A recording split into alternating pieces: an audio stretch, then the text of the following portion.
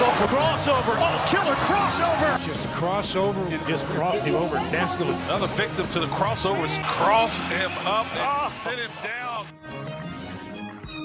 The crossover is brought to you by Everlow Concrete Repair in Omaha at everlowconcrete.com. Is our friend here? Is the midday? He needs to unmute himself. Why is it? Jeez. I suppose I could unmute myself. Hi. Did he just start doing radio? I don't know. Maybe he jumped on a stream at 6 a.m. on another show. I did. You guys were talking about great things. Yes. Yes. That was said with such conviction. Who's playing tonight? Creighton and didn't catch the team name. Oh, yes, that's right. Why can't you pronounce Xavier? Okay. Now, I have been told, for the Connor, longest time. Connor, I've been biting my tongue over it. I didn't want to For the get longest into time, it I have said the word Xavier. And then this past basketball season, people said, no, it is not Xavier. No, they didn't. It is Xavier. And so I said, okay, Xavier. Yeah, it's Creighton. So they're now the team from Cincinnati. That's how I'm going to refer to them. I think Gary, as well. Gary, there's no way that anyone told you to say Xavier. No one said that. That did not happen. I don't say it egg. That's just kind of how it sounds. I pronounce it Xavier. All right. Xavier. I'm 400th in the queue. Yeah. All right. What are you getting queue for, Matt? I'm trying to get Dustin Poirier tickets. Is he a rock artist? Nope. Dustin Poirier is a UFC fighter. That would be a great rock name, though. I think it would be better of a rock name than a MMA artist. What, a French rock band? Yes. Yeah, I'm glad to see Dustin Poirier. That sounds like he's like the lead-in for Michael Bublé. Like he's the opener. Okay. Yeah, I'm going to Michael Bublé. Who's the opener? Dustin Poirier. How was outside of the outcome, which you warded off the pesky St. Johnsers? How was your experience in Mason, Ohio yesterday? It's a very interesting place, man. It is. It's like not at all in a bad way. Not at all in a bad way. It's just weird. It's like everybody, you hear the headline is everything is free, and you're like, what? Everything is free. You mean everything? You're like, yeah. So, but you hear that enough times, and you still have to like adjust your brain to it. You still have to figure out, all right, what is actually this going to look like here? And so you walk up to like a concession stand. There's a couple like regular concession stands on the, they have that grandstand in the right field part of the ballpark. And you walk up there and they have like a regular menu, just like any other concession stand does. But then you're like, hey, I'd like a hamburger. And then they just give it to you. And then you walk away. And that was like a really difficult thing for me to wrap my brain around. There's like a kettle corn, popper and people were lined up for it. Like, and everyone just walks around like it's normal. And meanwhile, I'm just walking around like, where am I right now? So it's an adjustment. But man, this is a weird place. And the ballpark makes for the baseball to be incredibly weird. Yes, especially the nightcap last night. Oh my gosh. Well, so all the things that we covered, that came up in the Creighton game, like there's no foul territory. It's a small park. The wind's blowing dead out to center field. Like it's already a launch pad, but I mean, forget about it on a day like yesterday. But then you add in for the night game, and Creighton will be in the night game tonight. It's the lights are too low. Like it doesn't, it doesn't work. So like the lights are too low entirely. And so every year there's a couple pop-ups that go above the lights and it ends up, causing a huge deal. It's just, you just cannot let people get on base for free, which Creighton did 100 times yesterday and still won. It was amazing. So does the school from Cincinnati play any regular season games there? Yeah, I think a couple. I don't know if they did this year. But yeah, I think, and they got some fans, in the building last night. And, I think they have a group of fans who feel some type of way about how it went in Omaha a couple weeks ago. So we'll see how that. Oh, hey. Okay. Yeah, I'm just saying. I'm not going to this fight. Why? Why not? How much do you think the cheapest ticket is? $350. It's $550. You didn't think about that on the front end? No, I had a budget, Josh.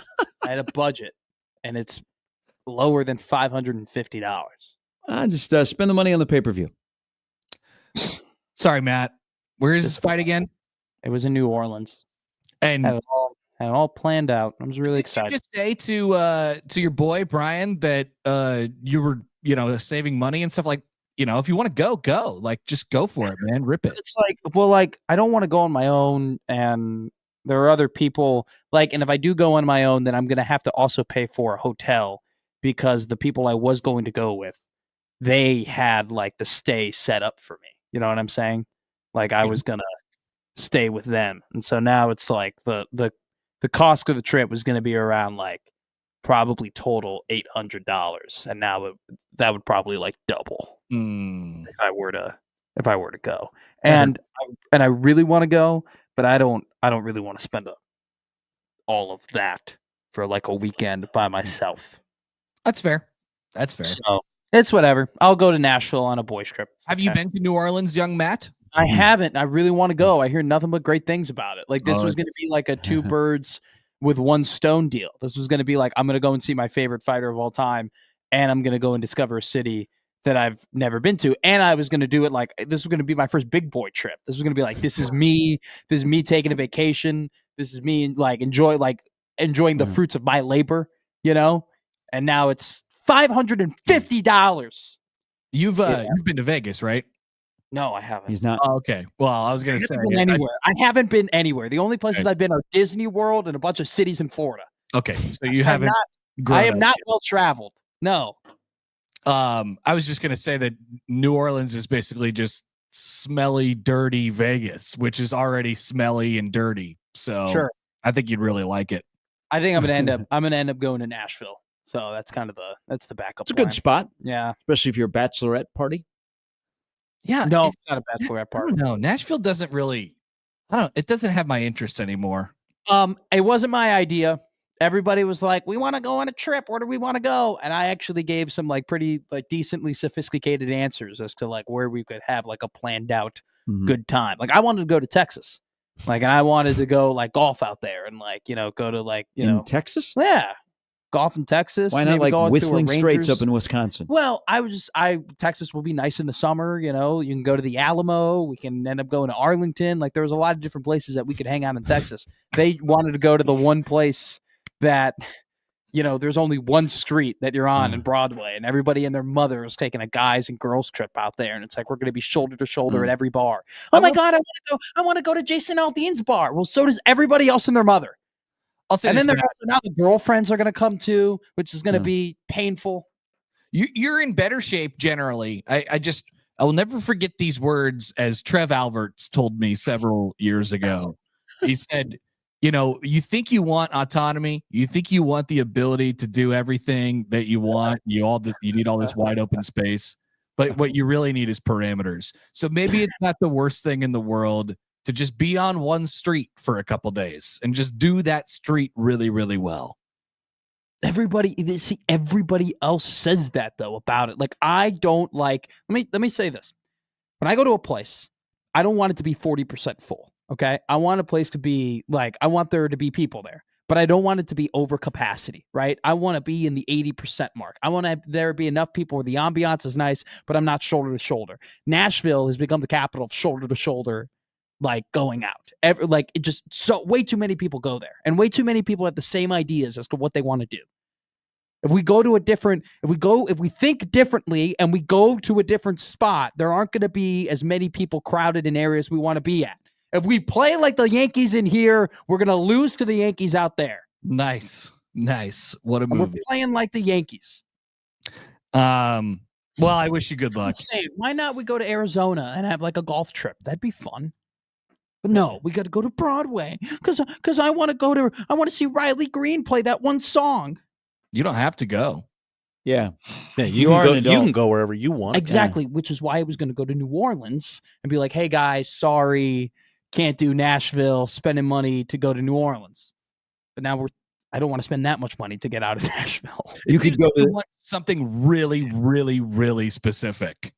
No, I don't want to go to Nashville. I don't think that's that specific. That's really it. I just don't want to go to Nashville because there's going to be too many people. It's really just what it boils down to. All right. So you won't be going to New York City.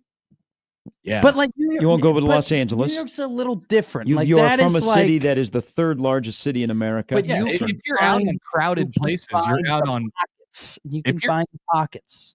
Nobody's out at Lincoln Park on a Wednesday at 8 p.m. Okay, that's a great time to go there. All right, nobody's when it's Friday at 9 p.m. Everybody's out at Bucktown. You zag and you go to you go to Wrigleyville. Right? Hey, Cubs are out of town this week. Let's go to the Old Crow. All right.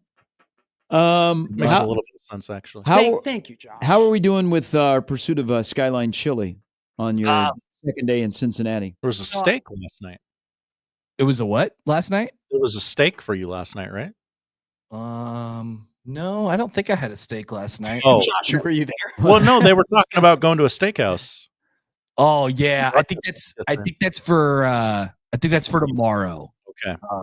So yeah, hopefully we win today and we don't have a game tomorrow, and then I'll have full creative control, just like Matt wants, to do whatever the heck I want. Go get some Skyline Chili.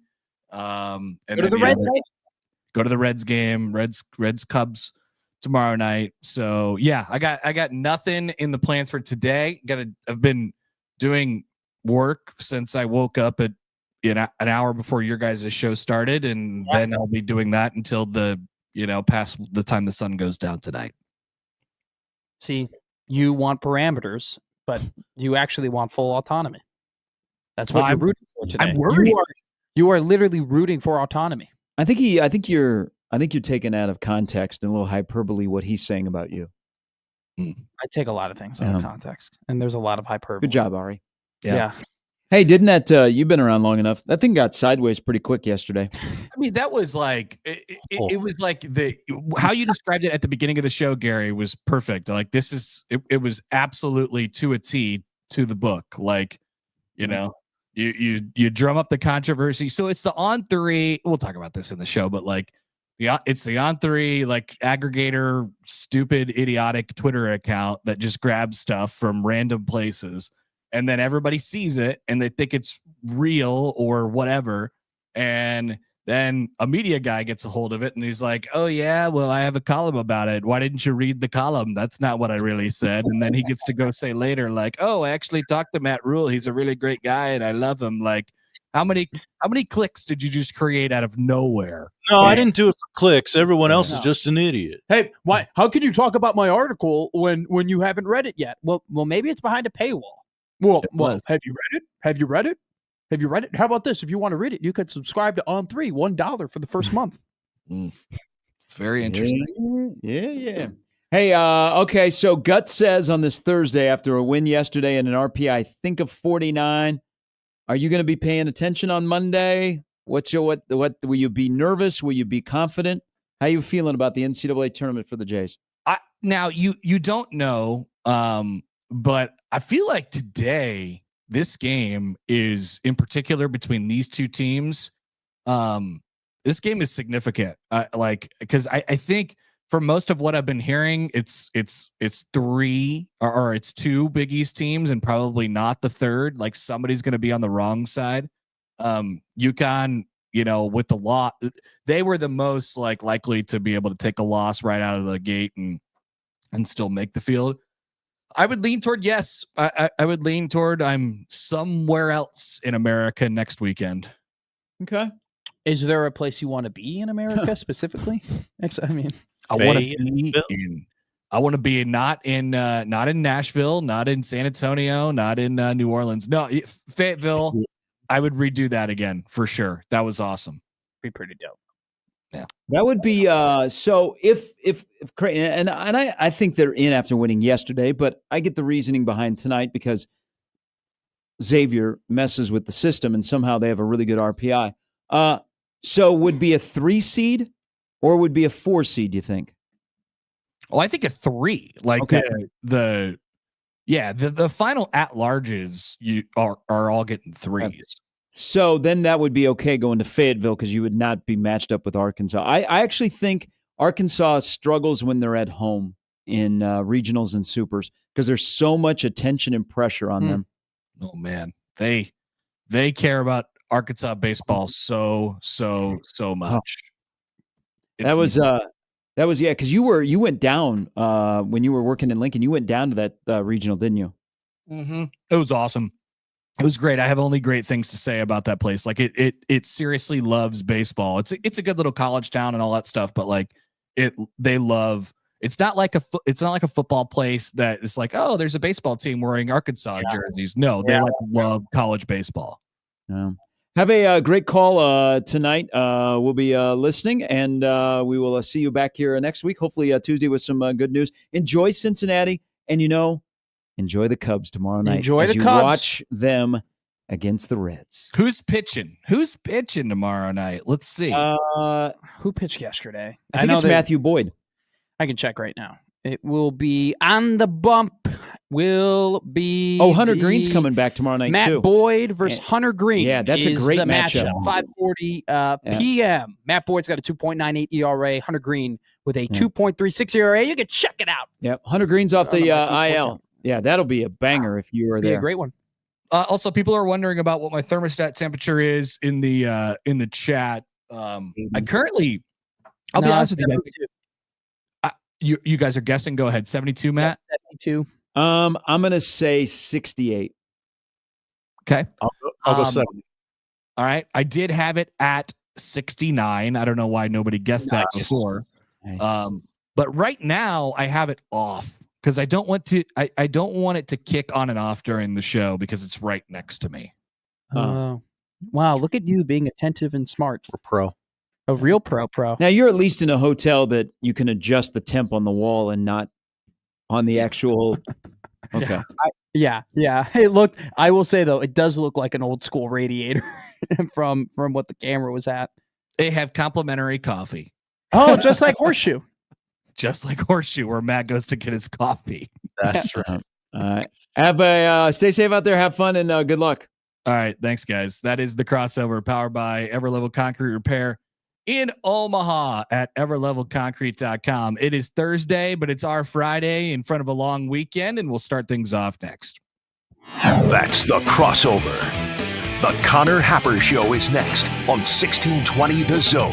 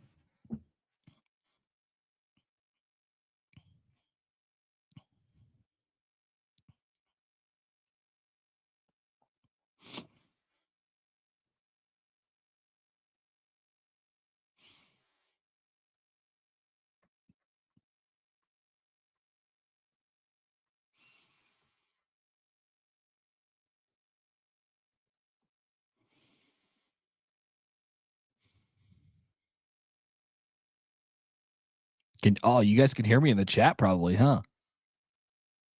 Oh, interesting.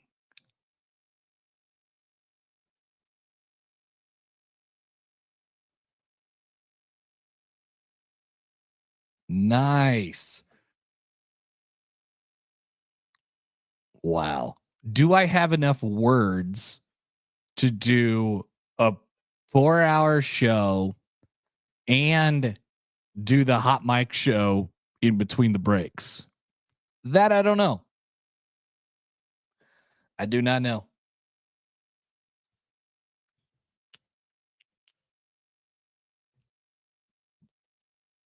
Yeah. I'm just feeding off you guys.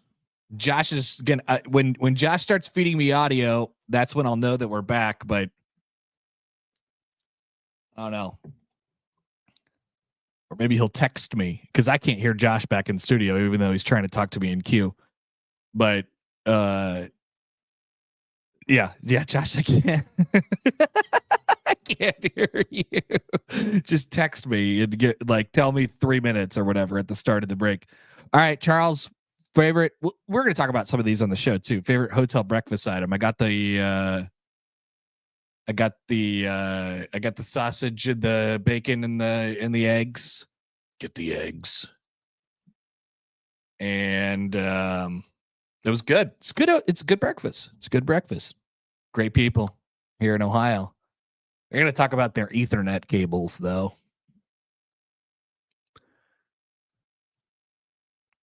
Skyline chili. Skip the Skyline chili.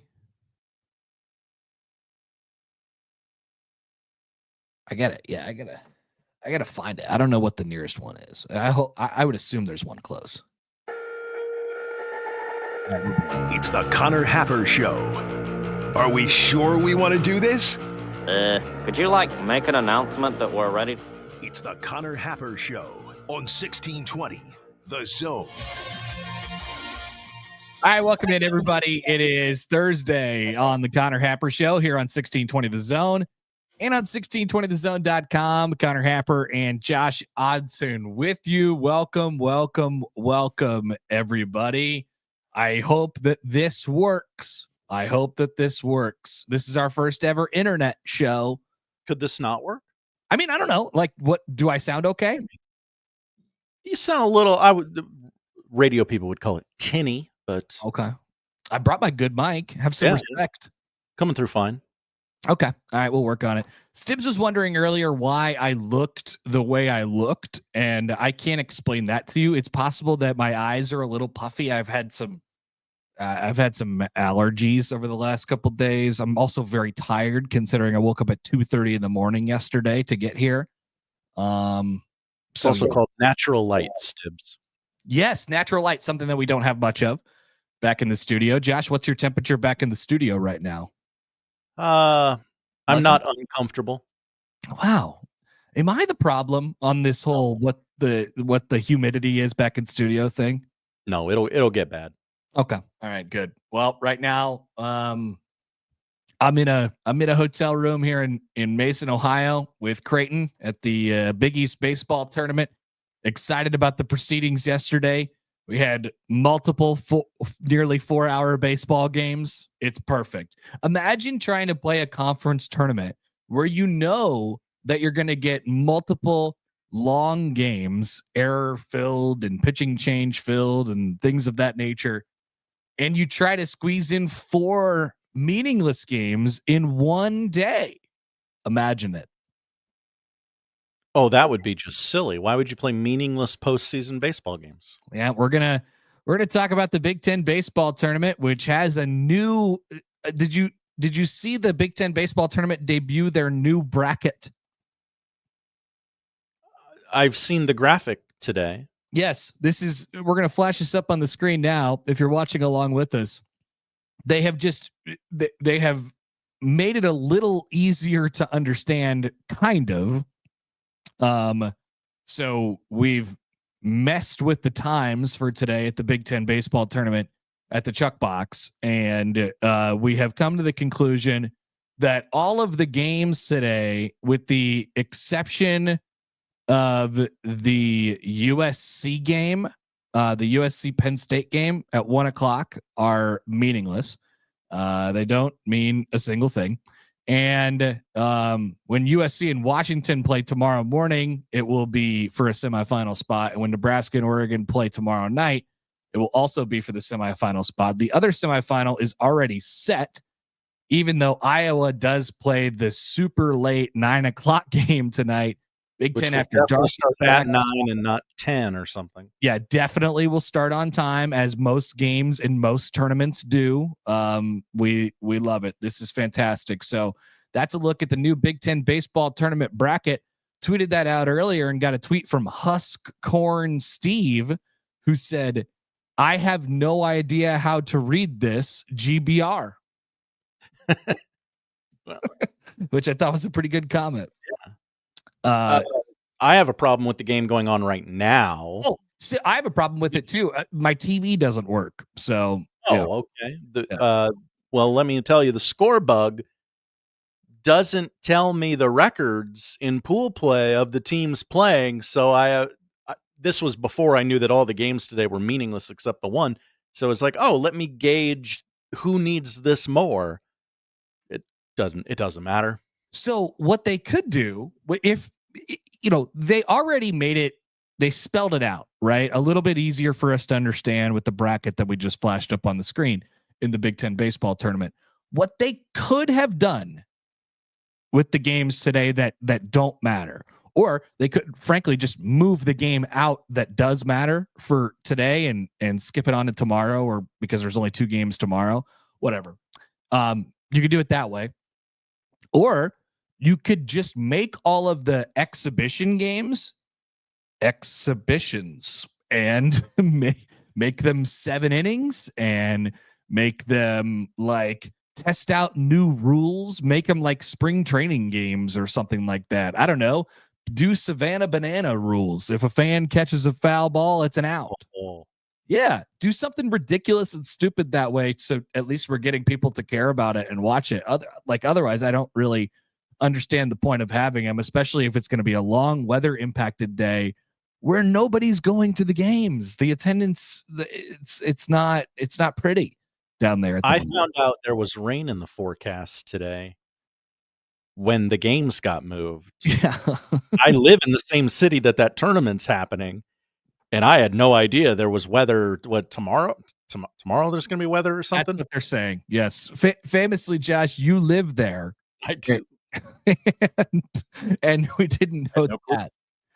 Yeah. By the way, we get a text here from the 402. So this is from the texter the other day who was talking about the person who called into the show and said the XM radio thing is like, what channel? Yeah, your guy. This is that same person who says, I feel like you guys are on XM radio. It kind of feels like that. I'm not projecting because I'm in a hotel room and the walls are thin and I don't know who's around me. I can tell you that nobody wants to hear like if I'm sitting in a hotel room and I'm just enjoying my day and waiting for a baseball game to happen or whatever it is, I don't want to hear a radio show while watching a movie, and have the thermostat down to 64 in my room. But so I'm trying to keep it under control today. So just know that. And if you're with us in the YouTube comments, I'll keep the mic on during the break. Just fire a bunch of stuff at me, and I'll just be talking the entire day. Yesterday, yesterday I didn't talk, except for the 4 hours of the baseball game I did. I spent a lot of time on a tarmac in both Chicago and Cincinnati yesterday. Not a whole lot of time flying, but much time on a tarmac. We could talk about those experiences, but not a lot of talking outside of the 4 hours of the game. So I got words that we can utilize today. And you didn't have it. You didn't do the show yesterday because you were traveling. So you got a day's worth of takes pent up. Yes. How's Michael, by the way? I didn't listen to it. You wind him up and let him go. That's the beauty of Michael Severe. Many people were taking side bets about how many words I would speak or be allowed to speak on the show. And I'm going to guess the under hit. He was great. It was great. He didn't talk at all? A lot less. Do you feel like a caged animal that it needs to be let out today? No, it really took me back to like my early days of producing where I didn't chime in as much. And I was like, I used to watch movies during shows because it was I did so little. Yeah. Wow. Now you do way too much, arguably. Much right. to the Doing stuff right now. Yeah, much to the happiness of me. That thank you for talking as much as you do for the record, because I would not be able to put that thing together. So welcome to a Thursday show, everybody. Programming note: we are off tomorrow. We do not have live shows tomorrow, but we will have some versions of best ofs. Josh, do we have a loose plan for that we want to tell people about? We're going to accent the guests that we usually talk to tomorrow. Recent conversations with Sam McEwen, Mitch Sherman, Sipple, All right. and some others. That'll be the focus of Friday's show. Best of Jacob Bigelow. Yeah, definitely. We could run some of those back. Monday will be more, hey, here's the funny bits we do. Okay. All right. Excellent. So there's That's what to the look loose forward outline. to on 1620 The Zone. That is, unless Creighton loses tonight, and then there will be some baseball in 1620 The Zone tomorrow afternoon. That's right. So stay tuned for the programming notes on that one. So welcome to a Thursday show, everybody. We will talk to our regular Thursday guests today. Jacob Padilla from Herd at Sports will join us at the top of the hour here. We'll talk hoops with him. There was a basketball game last night. Hello. Bing bong. Bing bong. Yeah, not quite. Not so much binging and bonging last night. Although they did do some pre bing bongs that did not end up coming to fruition last night in and around Madison Square Garden, where a dear friend of mine, Mitch Sherman, was just hanging out last night. That's right. He was in New York. He sent me a picture of Madison Square Garden, and I did the reverse engineering in my head, and he was right outside NY Pizza Suprema, the random place with the Anthony Bourdain picture just randomly hanging in there. Across from the Panda Express, not the Panda Express. Right across from the Panda Express, definitely not the Panda Express. And then Mitch informed me that he got a pineapple pizza, and I ripped him to shreds. Whoa. Hey, what are you doing? He just willingly offered that information of, I got a pineapple pizza. Yeah, he was looking. He needed to be ripped to shreds for that one. He was looking for it, I think. You So keep that to yourself, unless you know this is a safe space. I gave it to him. Michael Bruntz is going to join coming up at 12:30. That's the lineup powered by the referees at John Higgins Weather Guard. Want to hear from you guys today on the show? 402-951-1620 on the Prairie Flower Casino Zone hotline. You can call our text set number, tweet at Happer Show at Connor Happer on the JTech Construction Zone Twitter feed. Email Connor, Josh Show at 1620thezone.com on the Equitable Bank Zone inbox. And we say good morning to the YouTube streamers today. You're keeping me going today, guys. You're keeping me rolling. Thank you. Sending comments, stuff to talk about. I mean, we actually kind of have a lot of stuff to talk about. It ended up being a kind of, I wouldn't call it a newsy day, but it was a good off-season day yesterday.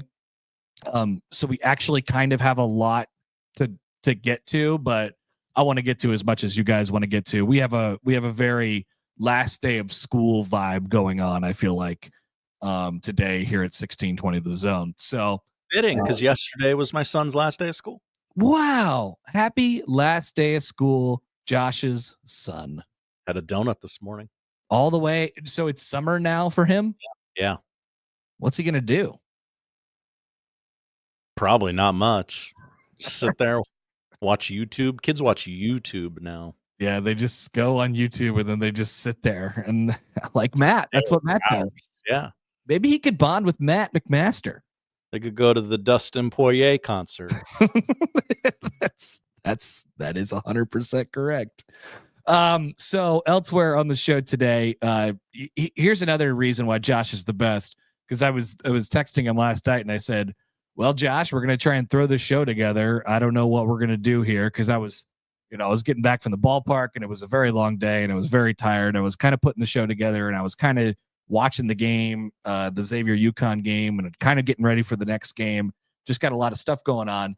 And I was like, I don't know what we're going to do. And Josh was like, you know what? Give me a segment. And I said, don't even tell me what it's about. I got you. But then he told me what it was about, and it's going to be about Around the Horn. and he will say goodbye to Around the Horn coming up at 12:45 today. Someone has to. Somebody has to. It wasn't going to be me, although I do like the show, and Tony Reale seems like an awesome hang. That's really what the farewell is about. Yeah, I'm absolutely down to listen to you talk about Around the Horn for however long you want to. So we'll do that after we talk to Michael Bruntz today. Elsewhere, we still do have a couple leftover topics. That Iowa quarterback situation we never really got into, but we have the On3 thing from yesterday. Yeah. Oh, On3. This will be great because I'm actually watching I'm looking at you, Josh, a lot on YouTube today, so I could see a lot of the graphics that you pop up during the show, which is fantastic. I don't usually get to see those 100%. And you can see my face better than you normally can. That's true. Which was a huge bugaboo for Michael Severe at the start of yesterday's show. First hour, he would just kind of randomly like, I can't see you. And I'm like, that's every day for us. Yep. Yeah. So Michael can testify to that now in the court of 1620 the zone, which is nice. So anyway, yes, I could see Josh a lot better today. We'll tell you about the magic and the mystery of Prasco Park in Mason, Ohio. I mean, what an odd place. We'll talk about that during the show. Odd but awesome, I think, all at the same time. Will Nebraska beat the Oregons? Why did I write that on the sheet? I have no idea. Okay, I thought I was missing out on something. I was like, okay, I don't get the joke. I'll just smile and nod. Yeah, we'll do weekend predictions. Will Creighton end up in the NCAA tournament? Will Nebraska softball end up in a women's college World Series? And will Nebraska baseball do it 3 games away from the NCAA tournament? Can they find their way in there? The Bing Bongers Bing Bong themselves out of a Game 1 win. SP Plus is here. Coach rankings are here from CBS Sports. The Tush Push is still alive. Oh yeah, we're pushing the tush, and it's still going on. And on top of that, all of the random oddities that we're going to have in college baseball around the nation today. So, let's see. We got a few things here on the text line. Let's see. Pedro writes in. Hi, Pedro. Hi, guys. I like Josh scatting his takes like a great jazz player. No pre-thought in his takes, just letting his comments flow with you in the show. I do sort of just say whatever creeps up into that brain of mine. It's good because sometimes I just need to breathe. Yeah, you need to take a drink of water. Take a drink of water. That opportunity. Yeah. Here's from the 760. 760. How do you watch Creighton on TV? ? By Severe better than Happer. Bring him back. I agree. Michael Severe should absolutely do that. He should do the show with me. Now that would be a show. That would be a show. Not this. That. You want to talk about Josh never talking? If your goal was to not have Josh ever talk, it'd be the Connor Happer and Michael Severe show. You'll want to send a mail to NRG Media. Yep. Get some Flow Sports if you want to watch Creighton, by the way. Or if they make the championship, I think it's on like FS1 or FS2 or something like that. But I would say you can listen to them on 1180 The Zone, unless they're on 1620 The Zone. Well, yeah. All right, and then I got a couple. Actually, nope. These are all spam emails. I thought my inbox was filled up with people commenting on the show, but they are just random businesses trying to take some money from me, which I happily oblige them sometimes.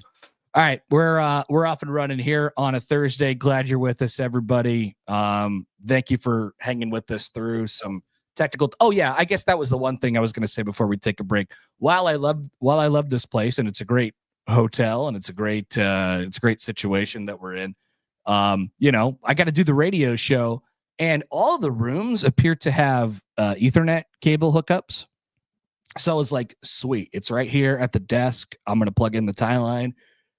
and we're going to be solid connection. I'm going to look great. I'm going to sound great. All that's left, the hay's in the barn. All I got to do is go out and perform.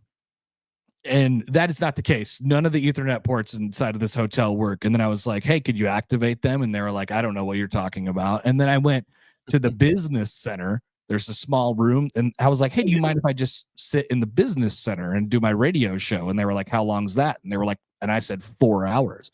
And she said, actually, no, I don't mind. That's cool. Whatever. Just shut the door and you're good. That's yours for 4 hours. And I'm like, great. And then I went down a couple hours ago and I tested it, and that Ethernet port didn't work. So if you needed to conduct business via hardwire internet here in Mason, Ohio, you'll have to find a different location. So everything's free except the internet. No, the internet is free. It's just bad. And that's why I sound the way I sound today. So the more we do this, the better you sound, I think. We'll get into a rhythm. Maybe I'm getting used to it. Yeah. I did a half-hour podcast, and I think that turned out okay. And now we're going to try and roll the dice out there for 4 hours. Anyway, glad you are with us today. Oh, I have a text from a coworker of ours. You sound so good. Thank you for using that mic. My God, you sound like you're actually in the studio. My God, this coworker said. Oh, well, great. Wow. How about this? A follow-up. It genuinely sounds better than it would if you were on a headset with the hardwire. Wow. Whoa. That is just what we needed to hear. Thank you, coworker. That is a huge vote of confidence for the old StreamYard today. All right, now that will propel me and give me the confidence that I need for the remainder of the show today. Thanks for being with us. We're back to fire things up after this on the Connor Happer Show on 1620 The Zone.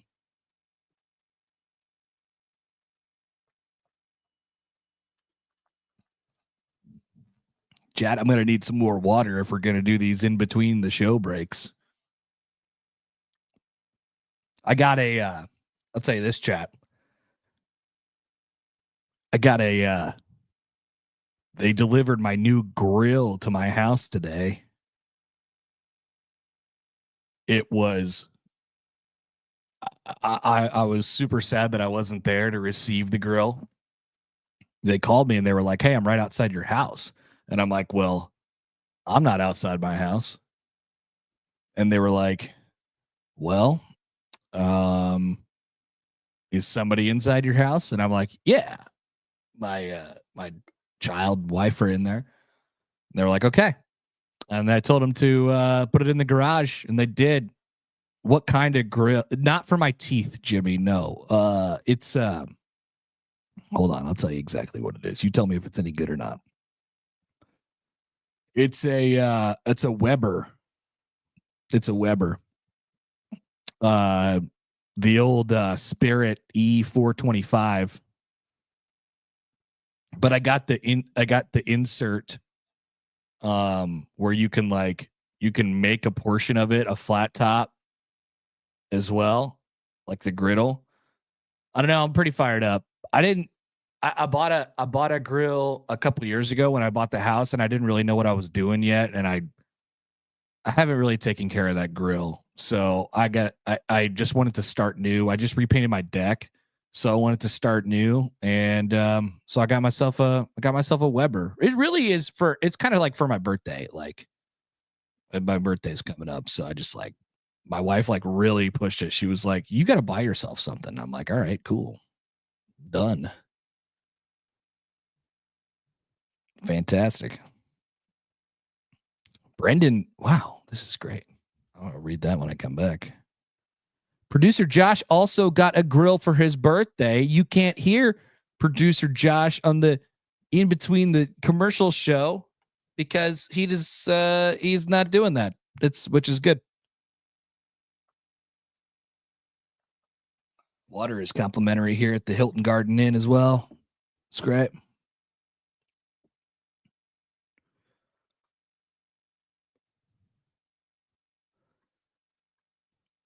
I get a lot of spam DMs. This is great because everything I would normally just say to Josh during a break is just getting said into the microphone.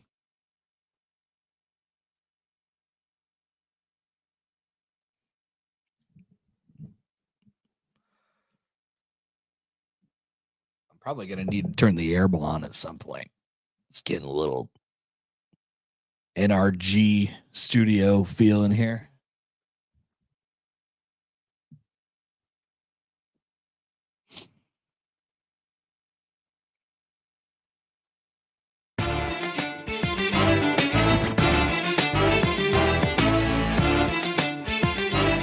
You're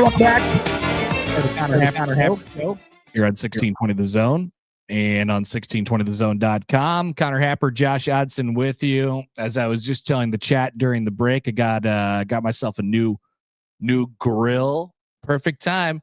Now it doesn't feel like it outside. That's my problem at the moment. Like this is the weekend with the extra day on the end, Memorial Day, where it's sort of the unofficial beginning of summer, right? The pools will start to open up and things like that. But man, let's go take a look at the old iPhone weather, which don't shame me. 57 degrees in Omaha. Yikes. Connor, that sounds a little chilly. You have to stop me. Josh was doing a great job of producing the baseball game yesterday, the extremely long and arduous baseball game. And sometimes I have to stop myself and because I just, I'm talking to myself some of the time, and my first instinct is to just start complaining about things. And I was talking about how it was cold and wet and rainy, and Josh, sent a tweet and he said chilly, and I was like, you know what? People don't care about this. It does affect the game a little bit, but they don't need to hear about how I'm cold. But I was, just so people know, I was. Were you outside or were the windows open? No, I was outside. Okay. That's what it sounded like. Yeah, the press box does not have enough space for your boy. This town ain't big enough. This town ain't big enough for the two of us. Is what they said. So it is super unique. It is such a weird. As I was saying to Gary and Matt during the crossover, it is like I've been telling people this all week. So I'm at by the way, I'm at in Mason, Ohio for the Big East baseball tournament. It's at this place called Prasco Park. Prasco Pharmaceuticals, Prasco Laboratories is the parent here, and they basically, they basically just bankroll this entire thing. And so I don't know if how there hasn't been a like somebody in the Athletic or somebody in the New York Times should have come around and written about the wonder that is Prasco Park in the Big East tournament at some point, because it's just so unique and it's so odd. And they have, and they don't, when I say odd, I don't mean that to sound bad. It's not. It just takes some getting used to. The general idea is you want it to be an incredible experience for the players, and they stop at no. They will go to any length to make sure it's an excellent experience for the players. There is, the facilities are really, really nice. There's a whole practice field out back. The fridges are stocked, the snacks are stocked, and they really do, and they give them every player gets a gift bag and things like that. They really, really, really get taken care of. And I shouldn't say it's a trade-off, because it's not, but what they expect is that everybody is polite, and they don't say cuss words, and they don't chew tobacco and whatever it might be. It's a family friendly environment. And if they deem your walk-up song to be a little questionable in terms of what the messaging is, they'll just bang it, and they'll throw in a gospel song for you. Oh wow. Yeah. It's so they really think of the details of this family friendly environment. It's amazing. And there's so many people who are working. I assume many of which are volunteers, unless you're on the Big East, payroll during this thing. Prasco Park has its own grounds crew. It is a perfectly manicured baseball field, and I mean the playing surface anyway. But there are some quirks. It is small. It is a hitter friendly ballpark. And yesterday the wind was blowing out 25, 30 miles an hour, basically the entire game. So you have that added thing in there, and there's no foul territory. So you're not going to get a whole lot of extra outs that get caught in foul territory as you would in like the College World Series or in Omaha when Creighton plays their home games at the Chuck. Like there is so much room. Same thing behind the backstop. There's 52 feet behind the backstop in Omaha. There's no more than 15 here. I heard you talking about that on the broadcast yesterday, and I was like, okay, it keeps being a factor in the game. How tight is it back there? It's really, really short, and it's brick, so it'll bounce back. It cost Creighton a run yesterday, unequivocally. So there's that piece of it. And as we'll find out tonight, and I'll certainly explain this if you're listening on in the broadcast tonight, the lights are low. And so there's a fly ball. There was a pop fly last night in the UConn Xavier game that went above the lights. There's a couple of them every year. It all of these things combined, everything I just explained with the park outside. And by the way, there is a lot of people here. It's not like they're trying to give away free stuff because they're trying to attract people. That is not the building. That is not the point. They are really trying to make this a community event. So there's a line. There's people here. There's people that fill the seats, and it's a lot of them are obviously Xavier fans, who have watched Xavier baseball or care about Xavier University. They showed up big time for the night game. There wasn't a whole lot of people for the day game yesterday, but it was Wednesday afternoon at 2:30. But they're not doing this to get people to show up. They're doing it because they want it to be cool. And like that is a much different thing. And so there's people here, and the weirdest adjustment has been everybody sort of walking around, and you go up to a concession stand or you go up to a tent and a vendor and you say what you want. I want a scoop of the cookies and cream. And they're like, okay, here you go. Would you like 2 scoops of the cookies and cream? And you're like, yeah, I do. Is it still $0.00? You're like, yeah. And then everybody walks around like they've been doing it for years, and it's over, and it's normal for them. So I'm a first timer, and it is quite the experience here. It's different. So like I said, I don't know how there hasn't been like a story about the origin and all of the work that kind of goes into this by like a national sports writer, or really even just like a community interest type of story about this, because it is super unique. And that's really the word that I would use to describe it. A lot of the conference tournaments, I mean, really you could bring it, you could bring it around to this. It is like you go to a conference tournament in basketball, and a lot of it is defined, it's a big city probably. And a lot of it is the feel of the conference tournament is going to be defined by the teams that are there and the general like vibe of the fan base. In this case, in a lot of the baseball tournaments, it is defined by the location and the venue and the place that you're actually playing the games. And in this case, it certainly is. In Omaha, I think it is too. It's not like they're getting a whole bunch of people that show up for that. It's just you go and you sort of look around and you get a feel for the event. And I would imagine it's the same thing in Hoover, Alabama, as well. They kind of just show up and they're like, why do you show up? And they're like, well, because I do it every year, and it's fun. And this is just something that we do. So it's all about how the town embraces it. And, you get that general vibe I got a question here from a listener to the show, Josh. Alcohol. I'm guessing a hard no on the alcohol. That's right. They don't have any of that. Now, what about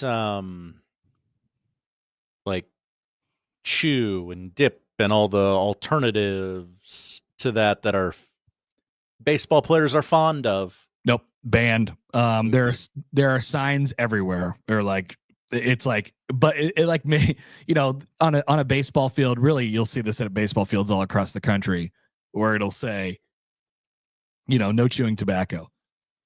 At this field in particular, I'll try and grab a picture of it.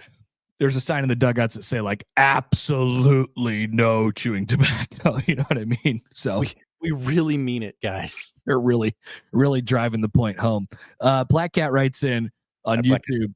I'm imagining Connor as like Vince Vaughn in The Internship when he gets all the free stuff from Google's coffee shop. Yeah, exactly like that. It's like I just have I can just have this banana. They're like, yeah, it's free. I could take these gummy bears. I'll take some gummy bears. I tried to do a Vince Vaughn there. I don't know if it worked or not. So yeah, there's my verbal my verbal review of the Big East tournament. I'll try and get some video if I get the time. Kenneth writes in, if I can't smoke or swear, I'm bleeped. Well, yeah, it's not for everybody, but you kind of you kind of just you sink into it after a while. I feel like I'm a part of it now. Yeah, many people on the text line asking about alcohol. I got a text here from Sindelar. I had to walk about a mile off campus to smoke a cigarette. It's incredible. It's amazing. It's they're all nice too. It is a crazy weird deal. And I honestly I'd recommend it. Like if you're a Creighton baseball fan, like try to get out here once and get a look at what it looks like. And there's absolutely no doubt that the town and the community here embrace the thing, which is really, really cool. We'll talk about the Big Ten and the situation that they have going on as we go on throughout the show. And yes, I know you guys really want us to talk about the On3 thing. So we'll do that during the show as well. But coming up next, Roll Jays Go Baseball with Jacob Padilla and his scooter. Coming up next on 1620 The Zone.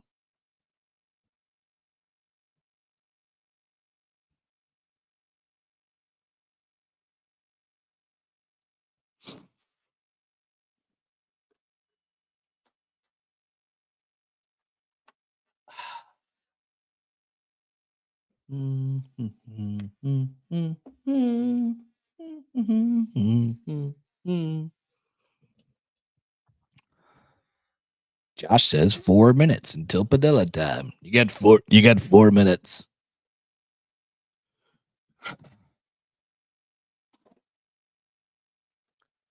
Back in my days at Morton Middle School, the librarian, his name was Mr. Krabenhoff, and he would say, you go to the lab, and he kind of had like a lazy eye, and you check out a book from the library. Yeah, that's right. I know about libraries. And you check out a book from the library, and he'd say, you got 3 weeks. And I just that line really stuck with me for a long time. So you got 3 weeks. And so anytime anyone says something like that, it just reminds me of Mr. Krabenhoff from Morton Middle School. Shout out to my guy, Chance. Get used to it. His name is funny, okay? Mr. Krabenhoff.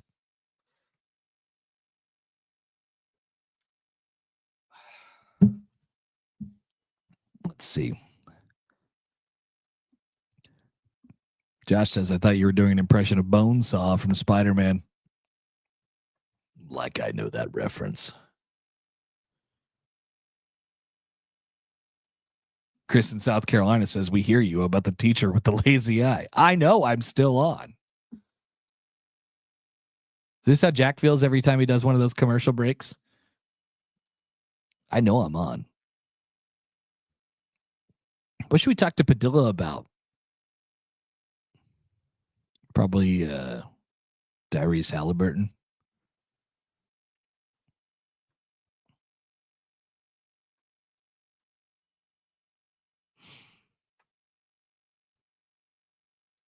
How much free food did you get at the ball game? Like,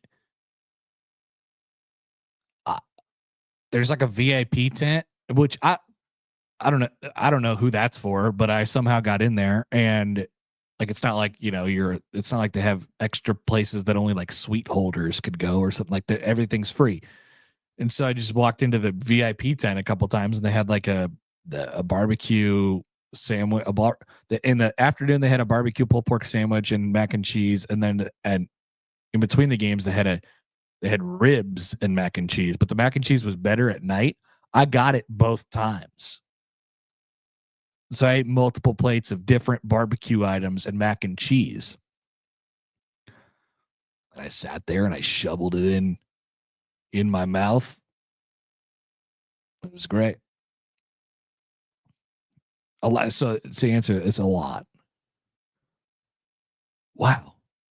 Michigan guy just hit a home run to dead center. Whoa, look at these UCLA jerseys. Holy smokes.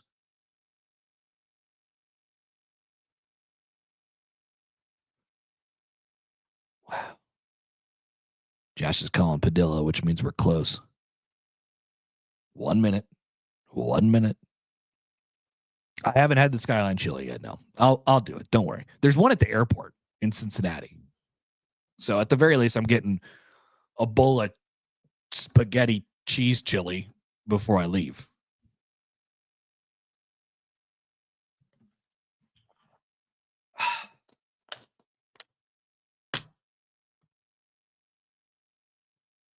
Yeah, Kenneth. Yeah. Oh, yeah.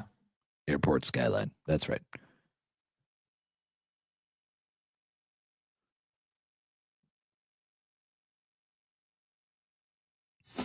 Basketball Jones. I got a basketball Jones. I got a basketball Jones, oh baby. Basketball Jones. I got a basketball Jones. I got a basketball Jones. And now, the only cure for our basketball Jones. Hail Varsity's Jacob Padilla on the Connor Happer Show on 1620 The Zone. Baby. All right, that's right. It is time for our weekly chat with our dear friend Jacob Padilla of Herd Sports to talk some hoops. And boy, was there hoop last night at Madison Square Garden. Jacob, hello. How are you? Hello, Connor. I'm doing okay, I guess. What do you mean, okay? What's that mean? Are you what's that supposed to mean? Remember, I got a busted foot. Yeah. Yeah, it's kind of annoying.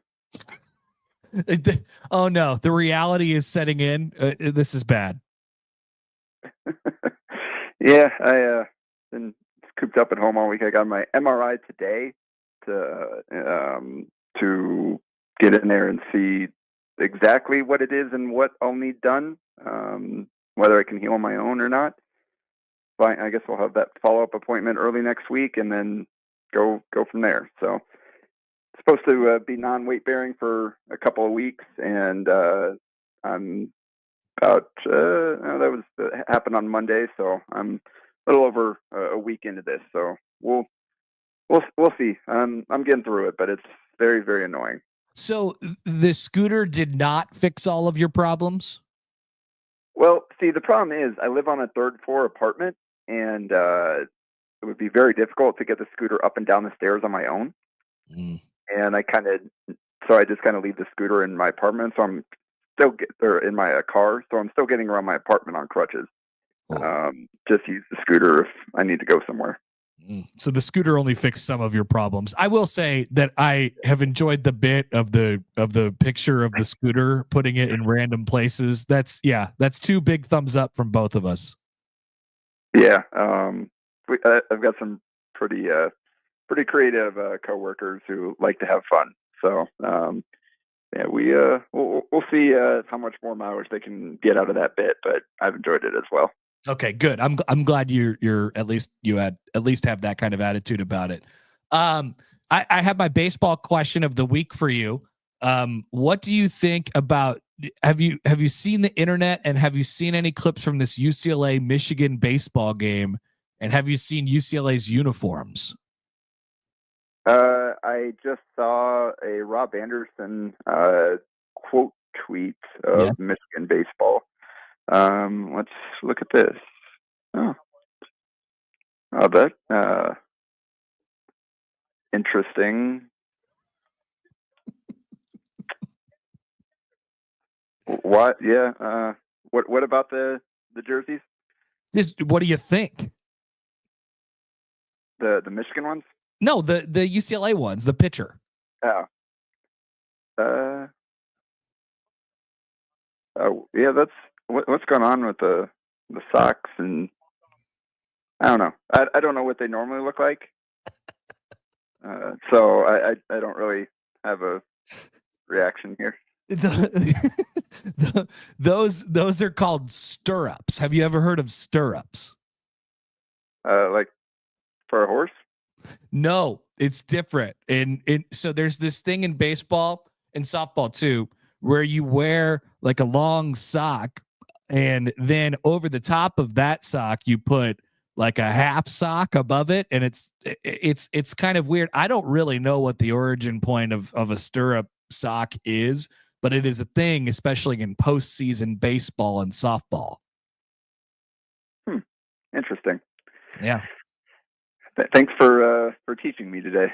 You're welcome. You're welcome. That's our baseball question of the week with Jacob Real Padilla. quick, the origin of stirrups can be traced back to 1868 when the Cincinnati Red Stockings became the first team to expose their socked legs.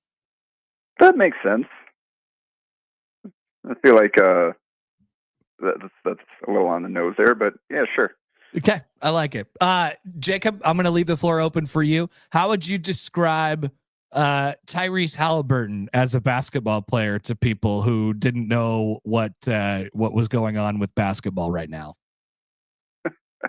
Well, that game was amazing because we got Reggie Miller on the aggregate of multiple players from the Pacers.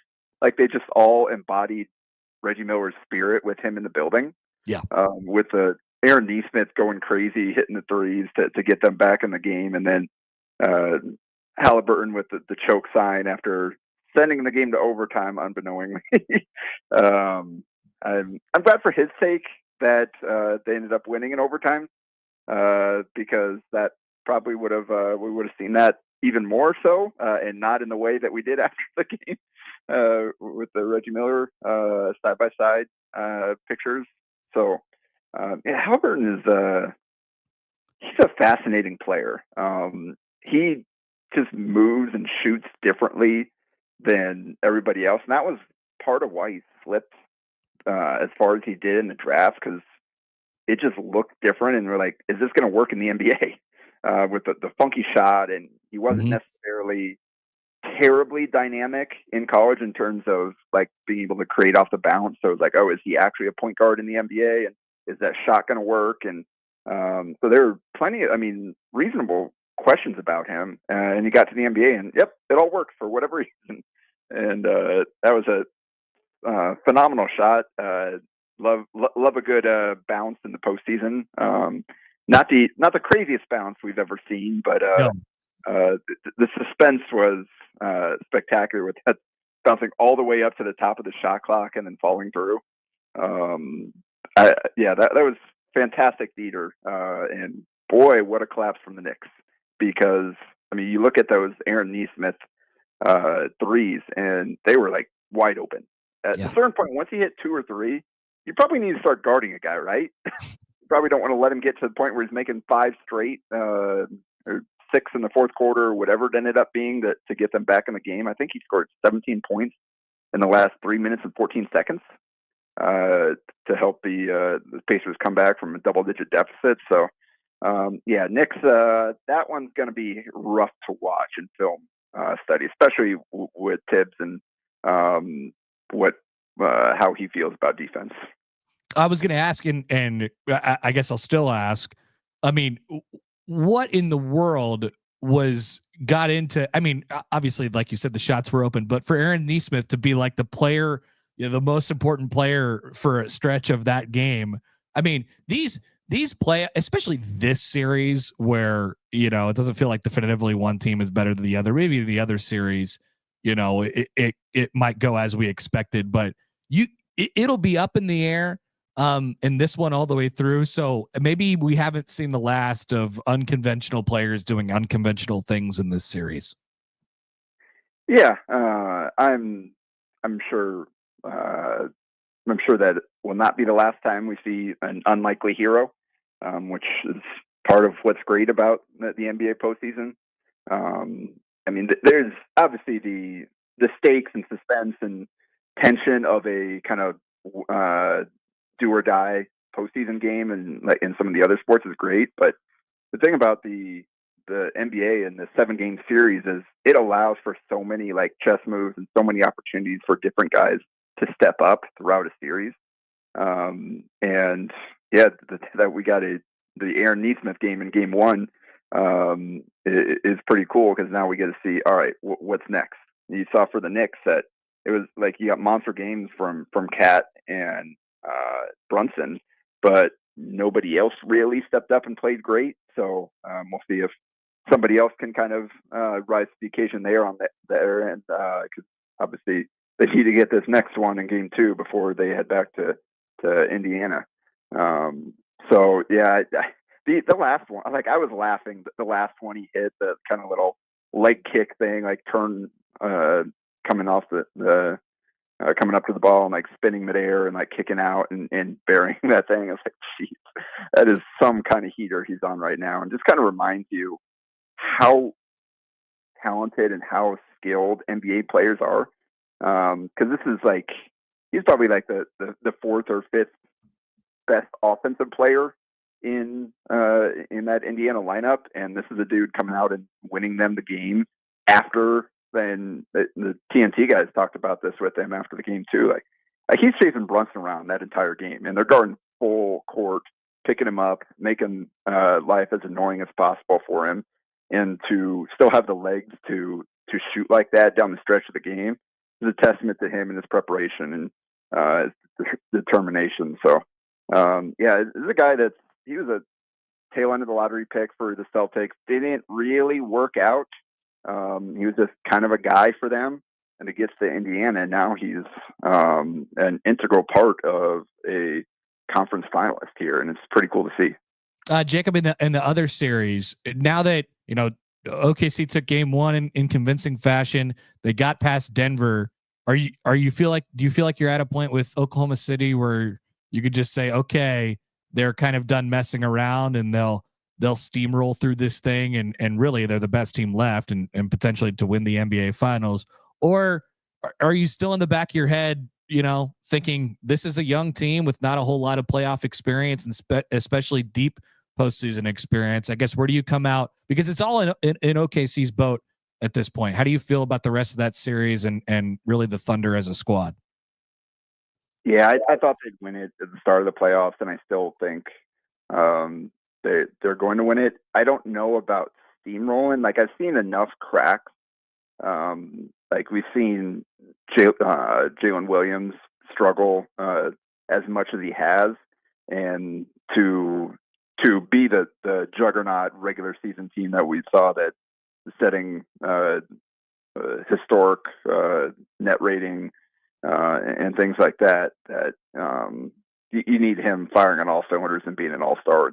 He hasn't been that consistently so far this postseason, so that's kind of the concern.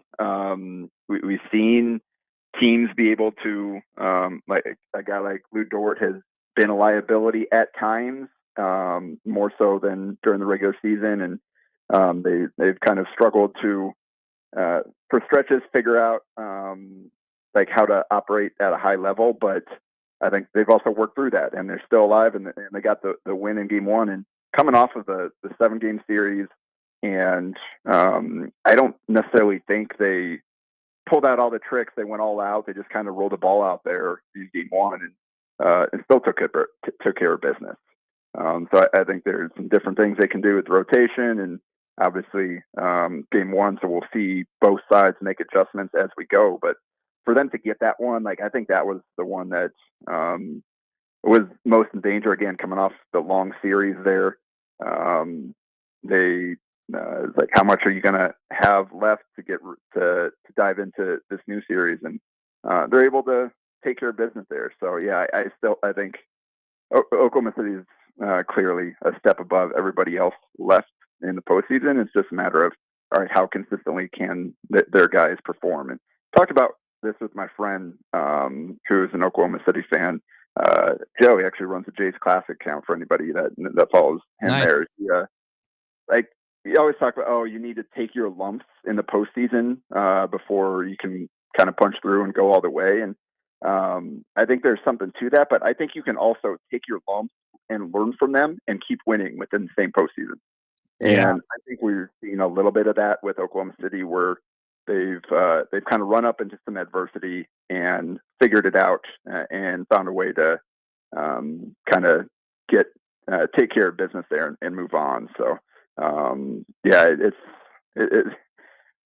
we'll see moving forward just kind of what happens with contracts and other teams and new CBA. But Oklahoma City has a chance to get on quite a run here. You can never take championship windows for granted, because we've seen before Oklahoma City made it as a young team, came up short and then never made it back with the Durant, Harden, and Westbrook a long time ago. So we'll see if they can kind of get all the way through this, take care of business. But it is annoying to see how much of the discussion is focused on Shai Gilgeous-Alexander and kind of the foul grifting and all that. Because people are just out of their minds over the top with this right now. He's not the worst we've ever seen. He doesn't get the best whistle ever seen. Like, you look at kind of the underlying metrics and like the fouls per drive that he gets. It's not like he's the best in the league there. He just moves really differently, and he's hard to defend because of that. He's so slinky, the movements he makes.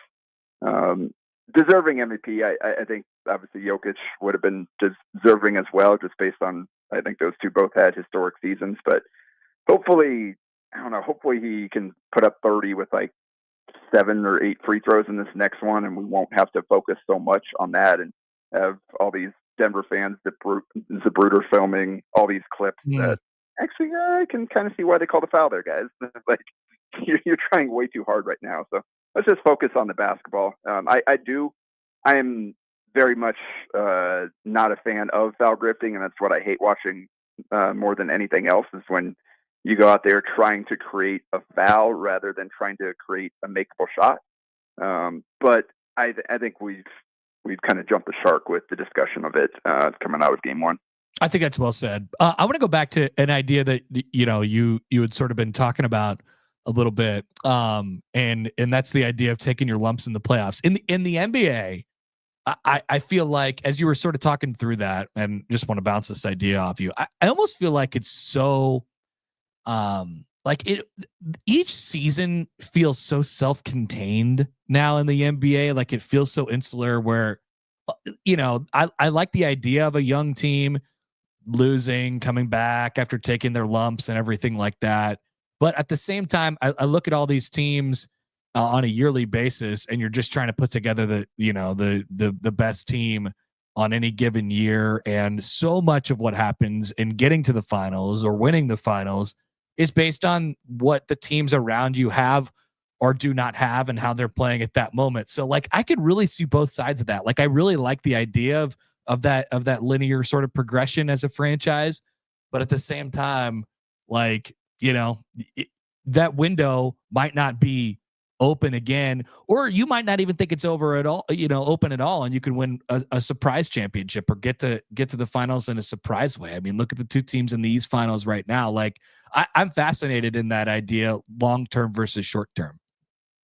Well, and so much of it relies on health. And unfortunately, we've seen a lot of teams runs this year derailed by health and important injuries to their key guys that either took them out of series or limited them significantly. And I mean, you look at the guys that are going right now, or the teams that are going right now, and it's probably the 4 healthiest teams in the postseason.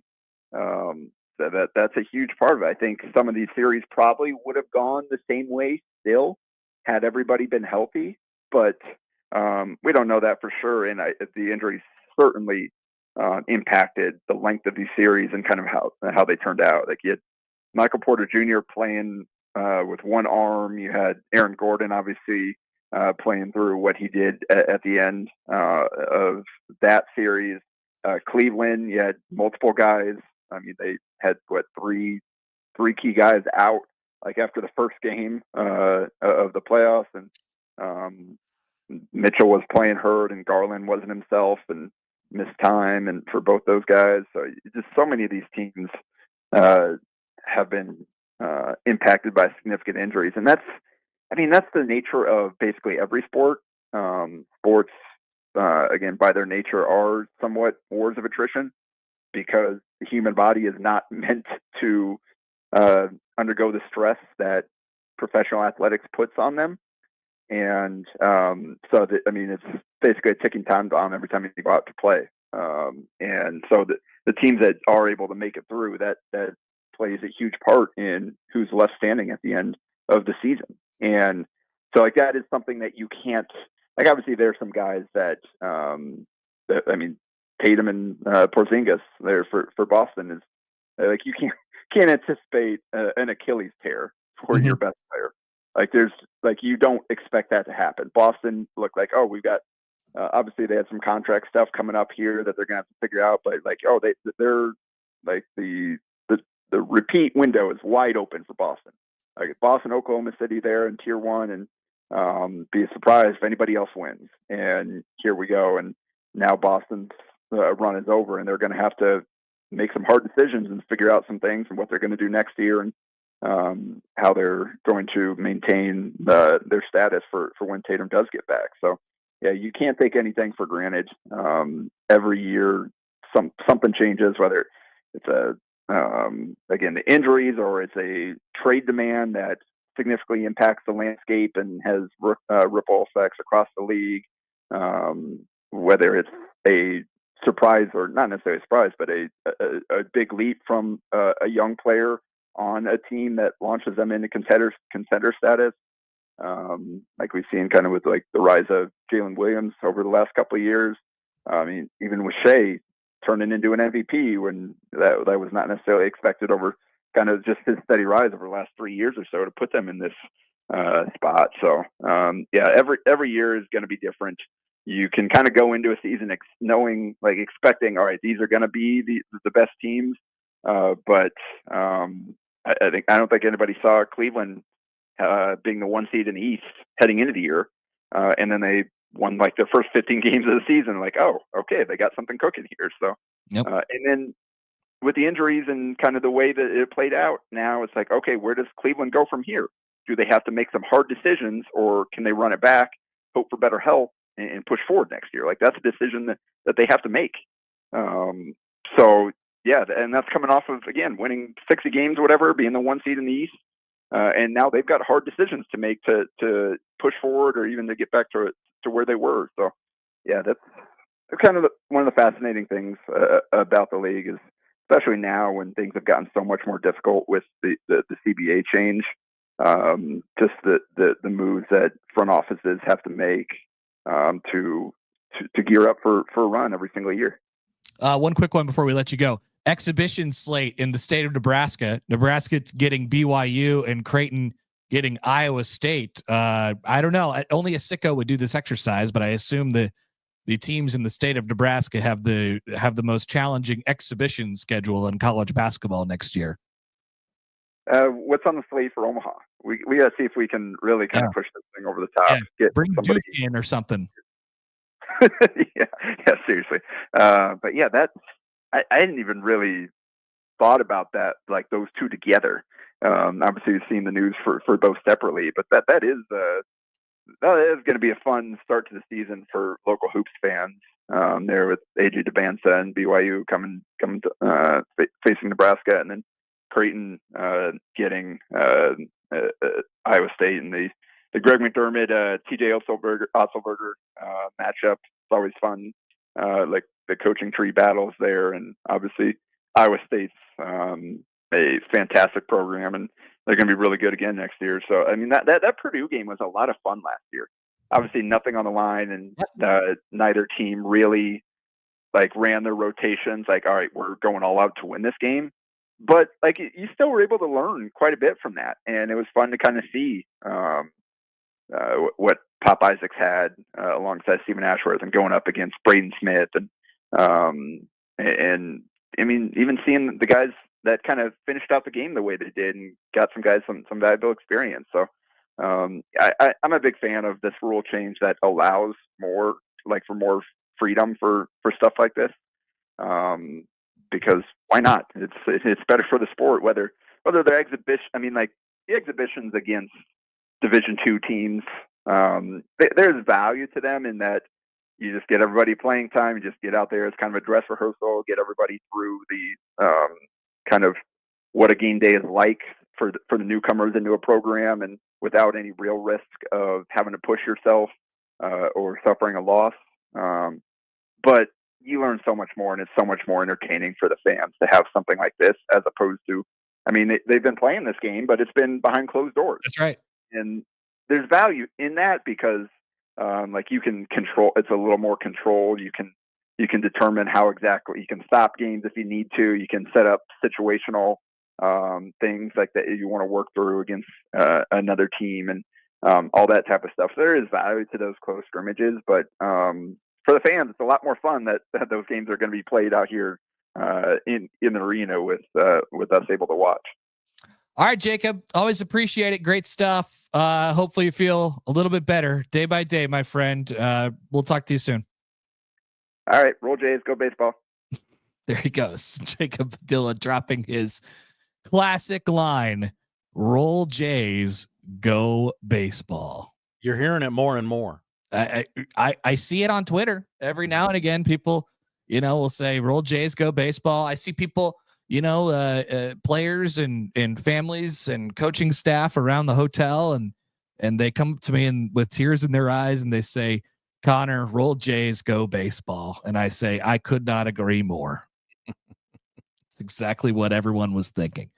All right. Good stuff from Jacob. A couple things to cover on the other side here. The tush push may be one of them. And then, of course, as we go on throughout the show, we'll talk about the Big Ten baseball tournament, Nebraska's chances. SP Plus is out today. We got coach rankings. It really is the beginning of summer. Back after this on 1620 The Zone.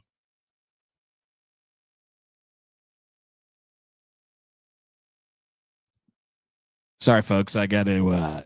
We're gonna delay the mid break chat this time because I really got to go to the bathroom.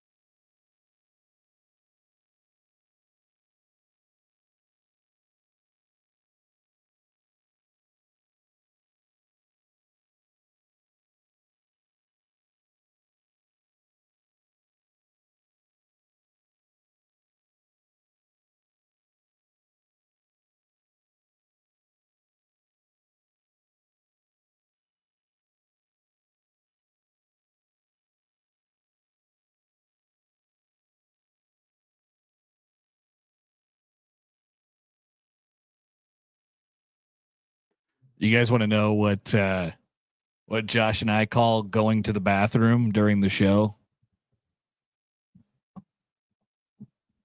Well, take your guesses in the chat. By the way, I had to turn on the air. It's getting a little damp in here. So hopefully you can't hear that. We call it so segment gets over, mics turn off. I get up and I either Josh or I loudly proclaim PP time, and then it's PP time, and then it happens. Rarely do either of us take a PP time at the same time. And so that's good. Somebody's manning the studio. Sometimes it happens at the same time. There's only, as some of you know, Stibbs, there's only one urinal in our bathroom. So then it becomes a battle of who gets there first. It's really complicated.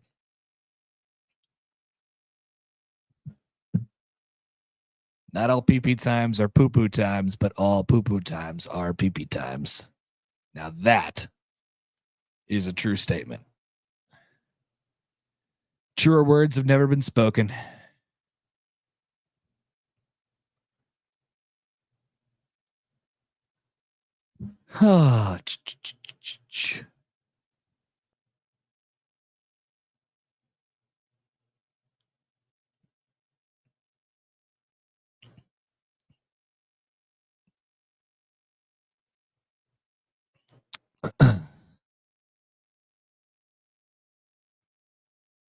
Wow, Curtis on Twitter is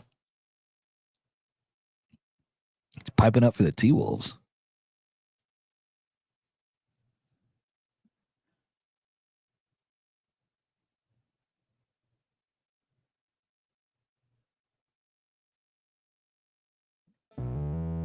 Let's get back to the Connor Happer Show on 1620 The Zone.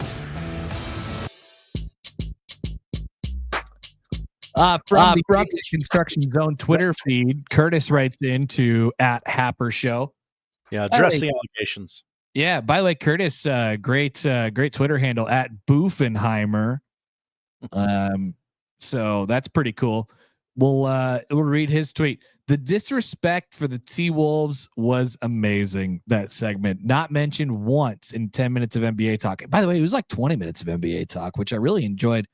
They're the perfect example of a team taking their lumps. Having lost in the West Finals last year was obviously forgotten. Wolves in 6.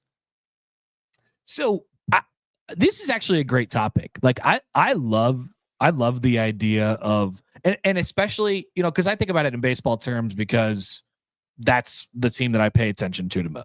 Of my favorite teams, my baseball team is the team that I pay attention to the most. Professionally, the college ones are a little bit different because there's so much turnover from year to year. It's amazing. There's actually less turnover from year to year in pro franchises now than there is in college, which used to be the reason that everybody loved the college ones so much, because they knew what to expect. Anyway, that's a different topic. But like in the pro franchises, if you're rooting for a small market franchise, you're like thinking about, okay, you have more propensity to think about the future at all times. You're always in the back of your head. You're always trying to protect your future. And maybe that's the case to a certain extent for every franchise. You're just trying to protect your future, protect your future, protect your future. Even if you are the 1 seed, in the NBA or whatever in the playoffs, you're like, yeah, maybe we don't dump it all in at the deadline or this summer. Maybe teams are rarely saying, hey, look, we got to go all in for a championship. We're going to burn the boats. We're going to go in all the way for an NBA championship or an MLB, World Series or whatever it might be this offseason. Because teams like it to, they like when their windows of opportunity are open. They like having championship windows that are 2 and 3 and 4 years long. And so I think this NBA playoffs is a really good example. It's an example of a greater sports thing happening, right? Like Curtis mentions the Timberwolves. I love the idea as a small market sports fan of my team going to the playoffs, like on a grand view, going to the playoffs, taking their lumps, coming back the next year, being hardened, being more prepared, and ultimately winning that title. But I think it's been proven that losing in the playoffs and losing horrifically in the playoffs doesn't guarantee you anything. Like, yeah, it guarantees you this. It guarantees you that, yes, you will be more hardened when you come back the next year. And yes, you will be in a better position internally to do what you want to do, to get to the top, right? Like, you feel better about yourself because of the experience that you have gained. That's a thing that happens all the time. But the problem with that equation is that it's missing an important variable. And the important variable is the stuff that is happening around you. Like, maybe, would you be like, so basically what I'm saying to Curtis is, I love the idea. Yes, the T-Wolves are in a better position than they were in last year. They're hardened. They're more experienced. Ant-Man's got the killer, thing. It's a better roster, whatever it is. However, Oklahoma City is just better. Like, and maybe Minnesota feels like they're better than they were with Cat and whatever. Like, they feel like they're better than they have been at any point.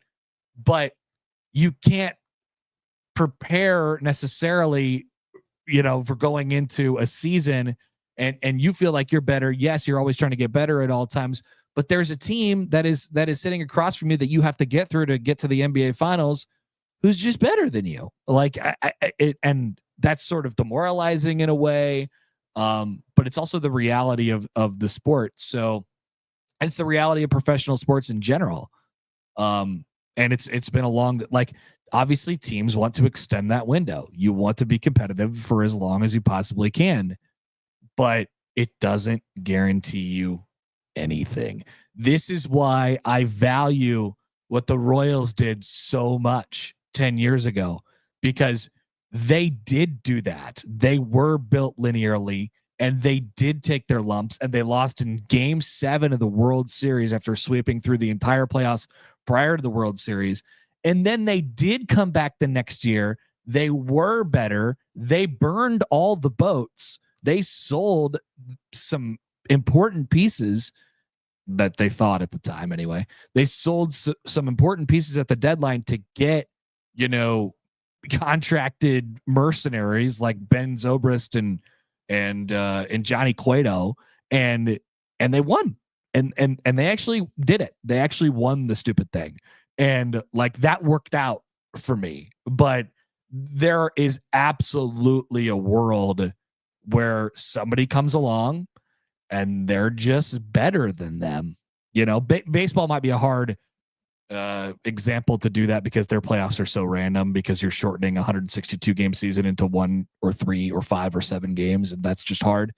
But like, so I love that. I love the model, but there is no guarantees. There's no guarantees. Josh, any thoughts? Sometimes you're the Chicago Bulls with Jordan, where one year you advance a round further, and I mean, sometimes you're the Steve Nash Phoenix Suns, where it doesn't happen A to B to C like a championship, and all of a sudden you look around and you go, "Hey, what happened? The window closed." Mm-hmm. All of a sudden you're blowing it up. And you didn't want to blow it up.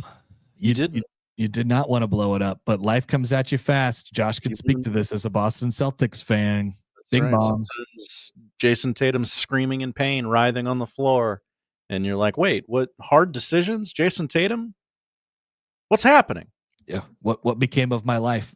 Where did this? I got that one title that I loved and I reveled in, and I just constantly shoved in everyone's face. I was so excited. Yep. That they beat Luka and the Dallas Mavericks. Josh, here's what happened. You made the critical error. You thought that your one championship was going to lead to 4. Mm-hmm. enjoy the one championship. I Enjoy really the one. ups myself on this one. Yeah, tough time. I wish somebody would have told me they were the good times while we were still in them. It's a great and prescient line from the Nard dog in The Office. Quick thing here before we get to the odd news. The tush push. Sources told ESPN's Adam Schefter that the final vote on the tush push, outlawing the tush push, was 22-10. Of course, that proposal was submitted by the Green Bay Packers of all teams. The proposal needed 24 to pass, and it is so it fell short of that. The 10 teams to vote against the proposal to ban the tush push, according to Adam Schefter, were the Eagles, of course, the Ravens, Browns, Lions, Jags, Dolphins, Patriots, Saints, Jets, and Titans. Josh, I think I'm consistent enough on this, and you kind of know, you might know already where I'm going with this.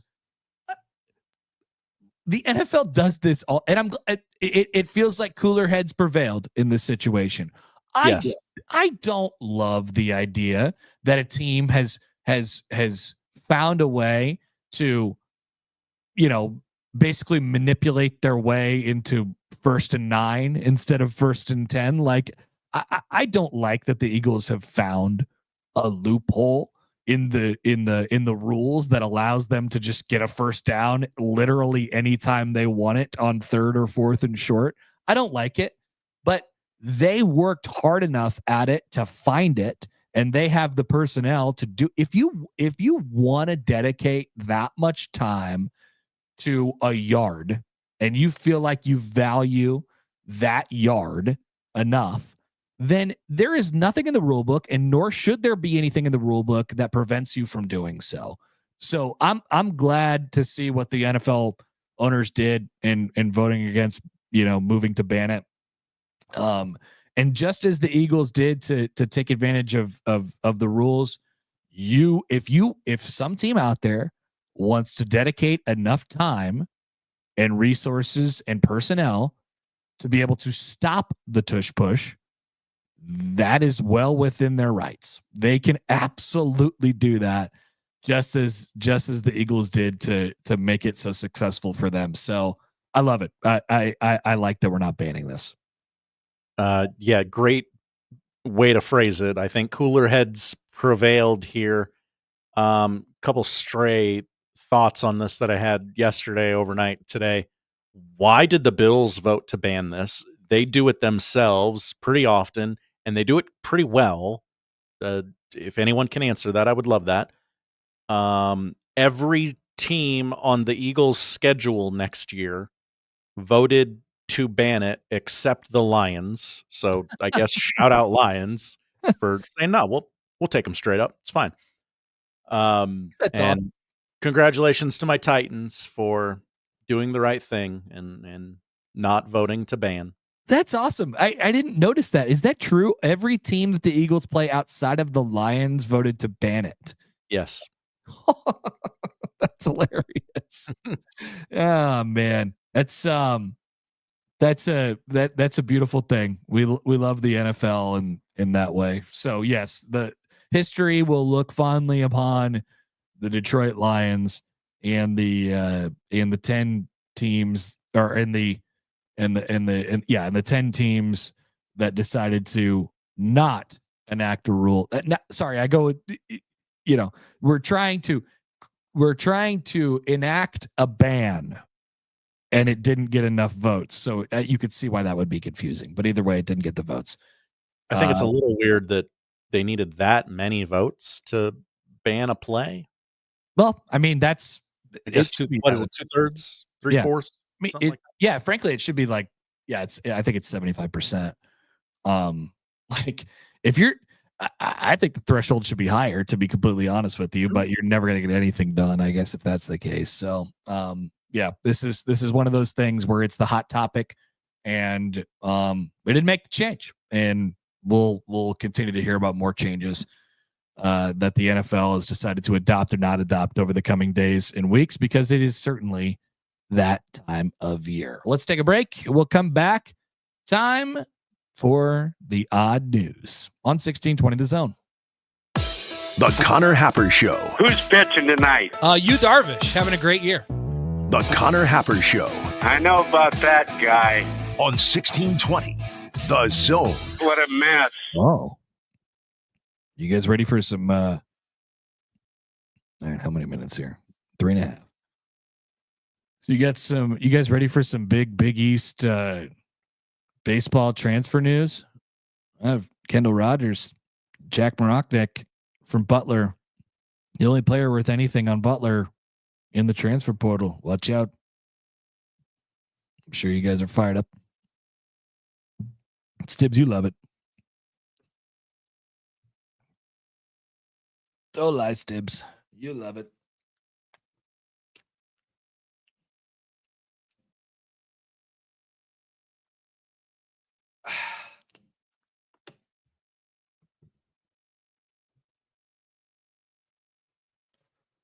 What's up with this weather, man? This is crap.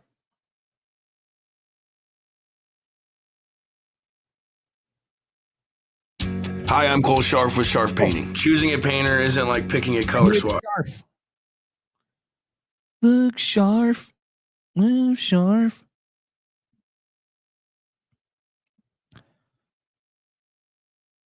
Chance Oliver says, "Nar." Love no in Australian. MJ, talk about the St. John's rumors with the hot mic. Oh, if this gets out, watch out.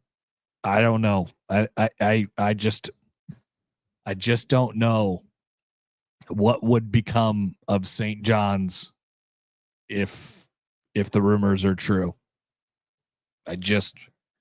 For their sake, I mean, you know, we like to hate on our Big East brethren sometime, but for their sake, I just hope they're not. I just hope they're not true. Just hope they're not true. What's Josh doing? What's he looking around at? Am I going over the air? Oh no. Is Josh going to pee-pee time? Money? What is that? What was that sign? I have no idea.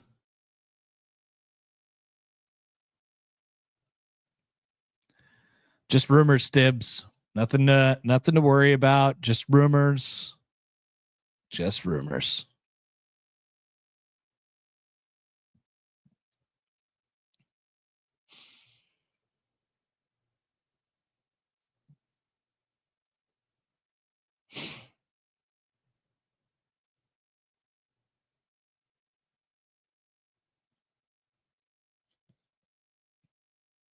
Oh, popcorn. Oh, paper. That's what he meant. Got it. Yeah. Send out the bat signal for O-Trips and tell him we talked about the St. John's rumors in the commercial break today.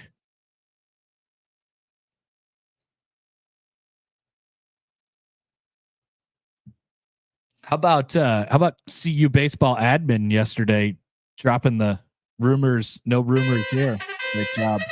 Oh, right. And now we've reached the point in the show where Josh Odson reads the peculiar, the bizarre, the comical, the odd news with Odd Son. Odd news, Odd Son. See what we did there? The odd news with Oddson. All right, Josh, it is time indeed for the odd news. Another lively commercial chat show during the break, which you gotta text me what the hell you meant by all that. I don't know what's going on. Oh, you talk about the rumors? Yeah. Oh, yeah. Not for air, Josh. Not for air. I gathered that. Yeah, watch out. Watch out for those rumors. The odd news. Josh had to go get his hard copies as he normally does during the break, and here we go. That's right. Well, there's a lot of drama in New York City. The first story out of New York today comes from the saga of Juan Soto. You know, he's went from the Yankees to the Mets. I'm sure you remember that, Connor, and I'm sure you know that the New York City media market is rather large and has a pro-Yankees bias. Tuesday afternoon, New York Yankees play-by-play voice Michael K. Told Soto to get over his remorse. He's got to get over it. He's not going back to the Yankees. He's just not. He's locked in for 15 years with the Mets. This is his home. He's got to make the most of it. And again, he's not in hell. He's in a great team with great players that have a chance to win the World Series. You got to get over it, Juan. You didn't land in Oshkosh, Wisconsin. You landed in New York City. You got to get over it. It can't be undone. You can't put the milk back in the udder. You're a New York Met. Have you ever heard the phrase, you can't put the milk back in the udder? Okay, so there's a lot of stuff that I'd like to talk about with the words you just uttered. Okay. First of all, yes, I think it's probably a good time to talk about that. You can't put the milk back in the udder. I obviously understand the science behind it. He's correct, but I've never heard that as a phrase before. I know exactly what he's trying to say, but man, that's pretty good. Maybe we put that out there as a poll question, Josh. I don't think we have any today. Have you ever heard the phrase, you can't put the milk back in the udder? So throw that one out there.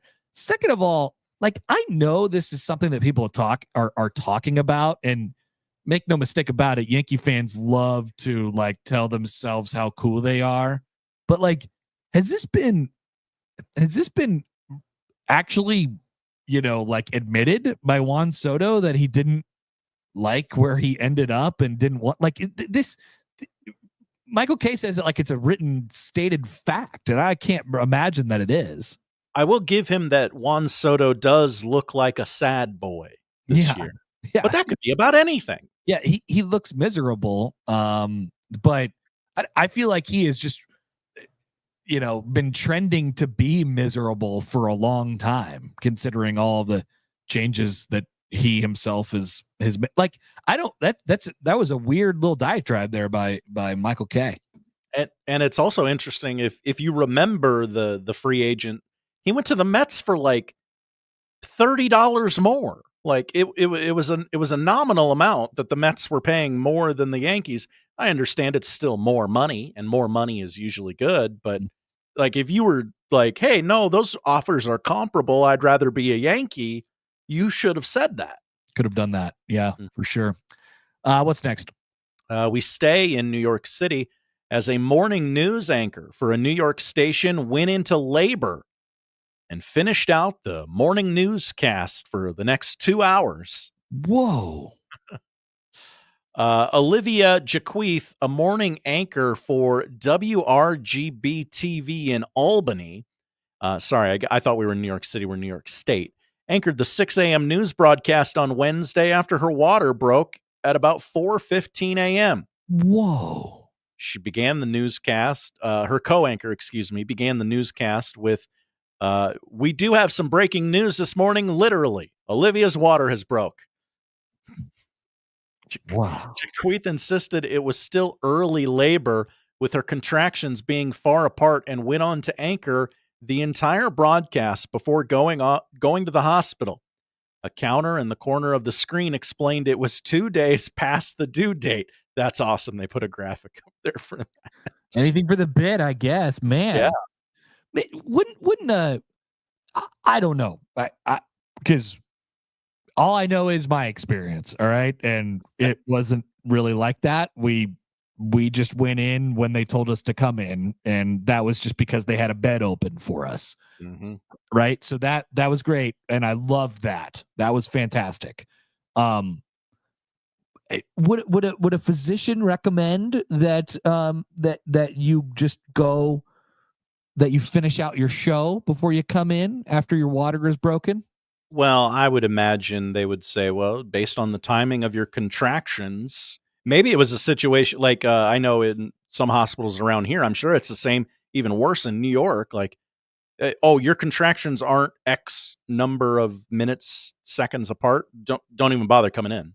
Yeah, but do they send you home if you go? if you go in and you say my water is like I'm in late because technically you're in labor. Now, I would imagine at a certain point, someone in management, now management might not have been there at 4:15 a.m., but someone in management needed to say, no, we are sending you home. Yeah. To which Olivia said, no, this is our chance to go viral. I must do the newscast. Nailed it. And here it is on the odd news. Was it worth it? We'll never know. Again, that name, Olivia Jaquith. Jaquith. Well, you kept saying Jaquith. Jaquith. Jaquith, like WITH? JAQUITH.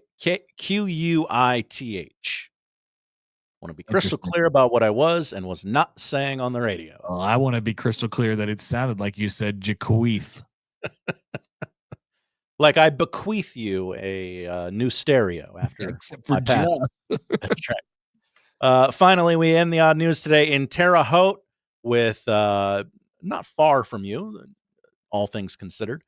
Joey Chestnut has a Memorial Day stunt planned. He's going to break a new world record.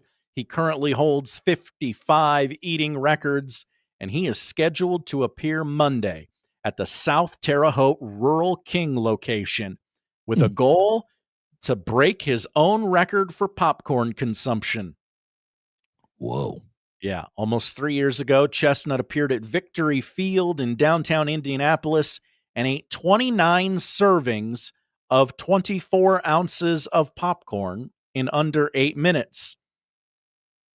And he tweeted a photo of how much popcorn that is last night, and a better producer would have grabbed that photo and put it on the stream, but I just remembered that he tweeted this. How many trash bags? Good question. I don't have the comparison rate there. I will again say it is 29 servings of 24 ounces of popcorn. It doesn't seem like that much. I once acquired a trash bag full of popcorn for my cousin who worked at the movie theater on Christmas, and it was the best gift that I had ever received. Like, it was more of a claim for me. I claimed it. And he's kind of like, does anybody really want this? And I'm like, yes, you're offering me a trash bag full of movie theater popcorn. I don't care how old it is. I want it. This would be, I've just done the math on this. This would be about 700 ounces of popcorn. And according to Reddit, a large movie theater popcorn holds between 130 and 170 ounces of popcorn.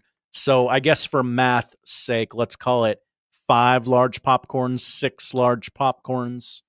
Okay. I mean, that's not quite as extreme as I thought it would have been for him. No.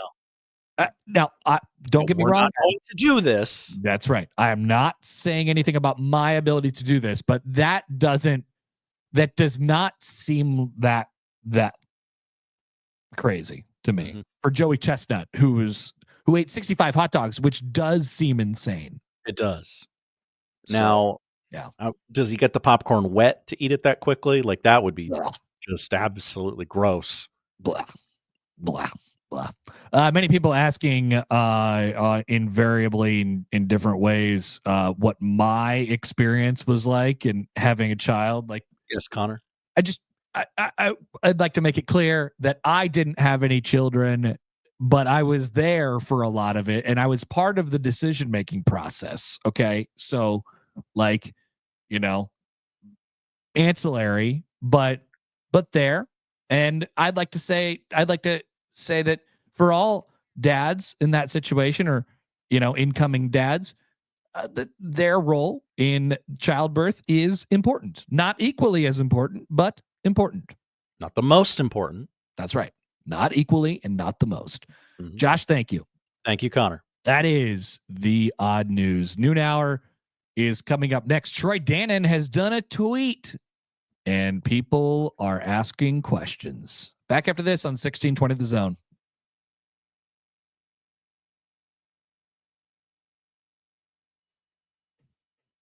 Yeah, Stibbs, like 8, I don't know. 5 buckets of popcorn? 5 large buckets of popcorn? It just doesn't seem like that huge of an undertaking. I don't know.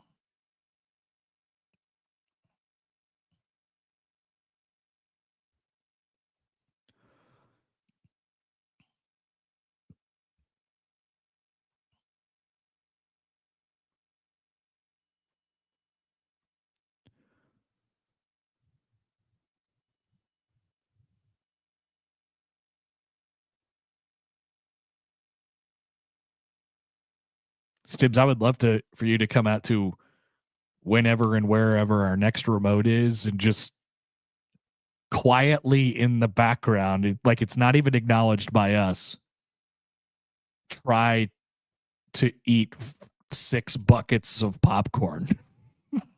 And then at the end of the show, we say,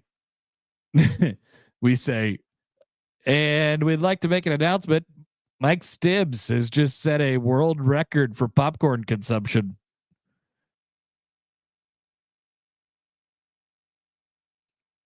Oh yeah, they have the big buckets of popcorn at Warner Park. They do. Storm corn.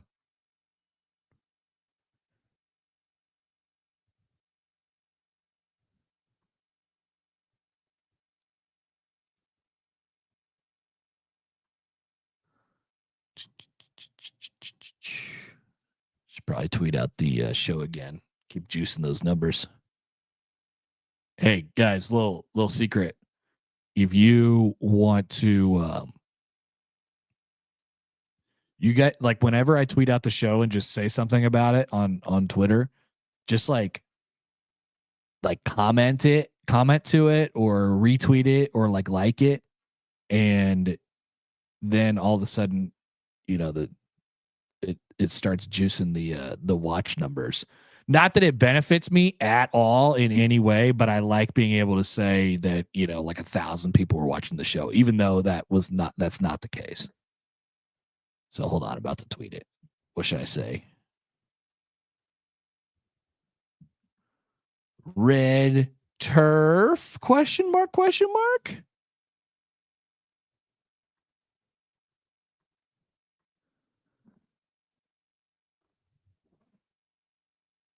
I don't know. 51 people are watching it on YouTube, Stibbs.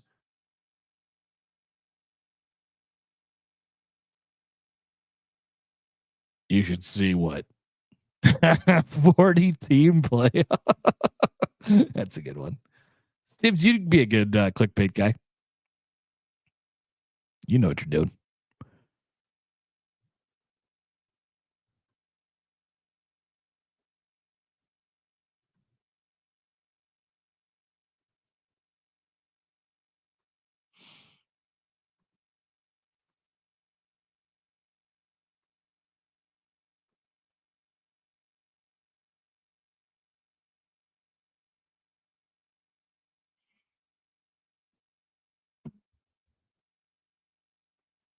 He gives you the latest sports news, interviews, and life-changing commentary with a smile on his face. Because he wears those ticklish underpants. Let's get back to the Connor Happer Show on 1620 The Zone. Mr. Yogurt has done a tweet about an hour and a half ago. Troy Dannon, aka Mr. Yogurt, the athletic director at Nebraska. He says summer is construction season. Replacement of the panels on the Memorial Stadium video board, complete reconstruction of the grass practice fields, and new stadium turf. And then for whatever reason, he pressed return on his keyboard, and then on the next line it says in progress GBR. I love when people screw up tweets. It's one of my favorite things. Just the little tiny things. And I wouldn't say that this is necessarily screwed up, but he did tweet out 4 pictures, one of the entire scope of the turf at Memorial Stadium, one specifically of the end zone turf. We'll get to that in a second. And then another one of the under construction future grass practice fields, and another one of the scoreboard getting new panels. So that scoreboard has needed new panels for a while. If you've gone to a game at any time in the last couple of years, you will notice that during the game, occasionally 1 or 2 of the panels will just kind of buzz out or something like that, or the colors will get a little bit odd. Yeah, so that's good. Glad they're doing that. The grass practice fields will be nice, and that's of course in the in turn, it's part of the process, I should say, of Nebraska getting a grass playing field coming up here in a couple of years. That's, of course, when the stadium is done. But that's right. In the picture that Troy Dannon tweeted out, the end zone turf is red. Now the rest of the field is the same. The N is right smack dab in the middle of the field. Our red burns brighter. It's just a classic block in. There's no giant Herbie spinning a football on his hand or anything like that. And nothing crazy about it until you get to the red turf end zone. Nobody has a problem with this, right? Everybody should definitely be okay with this, if not extremely supportive of this. The first comment on Troy Dannon's tweet, can't wait until we catch a touchdown outside of the end zone because of that red border. Please fix that because the red end zones look incredible. Okay, so people are agreeing that the red end zones look incredible, but they're concerned about the apron, which is absolutely, in between there is a white boundary line, which is the boundary to the football field, which football players are used to. Now, there was one instance, I know what people are thinking when they see this. This is a classic case of people thinking of too much about one time when something happened famously. There was like a Purdue player who was like who tried to catch a ball like 3 feet out of the end zone last year because he thought, he was in the field of play, but he was actually on the other side of the line, and the field was the same, the apron was the same color of the end zone. And yes, there's a famous like, what is this guy doing moment. I get it, but pretty few and far between. Maybe it cost Nebraska a touchdown one time out of 500 touchdowns in the next however many years or whatever until they get turf or until they get grass. But maybe the grass will be red too. But no, it's really okay. I have more comments. Okay, read some more comments on this, Josh. The red border, get rid of it. We don't need to lose a game because a player thought he was in the end zone when he was actually out of bounds.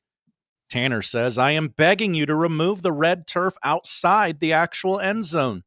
Cletus says, who approved the red border on the end zone? GBR says, shouldn't the outside of the end zones be a different color so the players don't get it confused?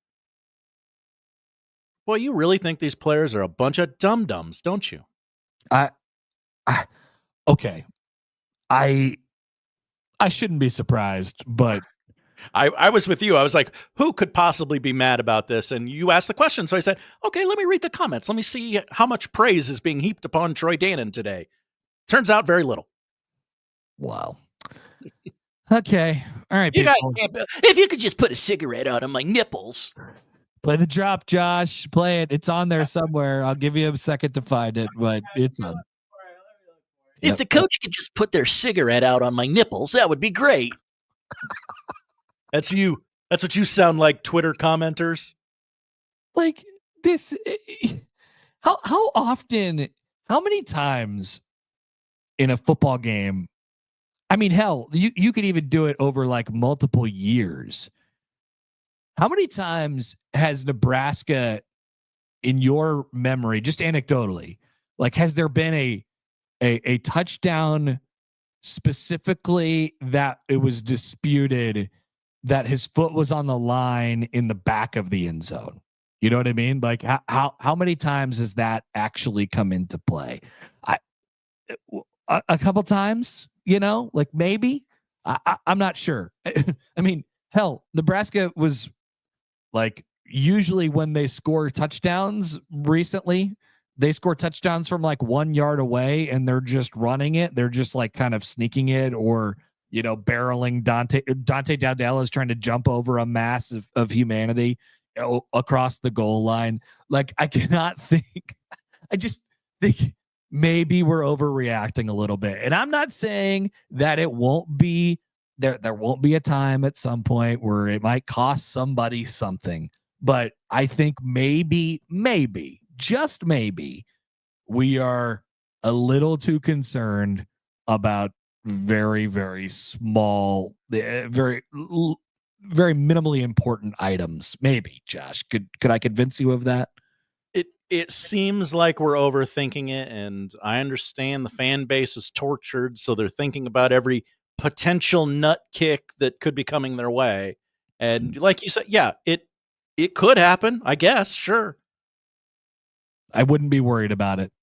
That's all. You should go be worried about something else. As John writes in on the Equitable Bank inbox. Hi, John. Great. Nebraska is going to have a cool looking new field. I hope they're as focused on putting a team together that doesn't suck. Nah, don't worry about that. Jacob Bigelow, right on cue, is here. Nebraska football fans overreacting online. That's never happened before.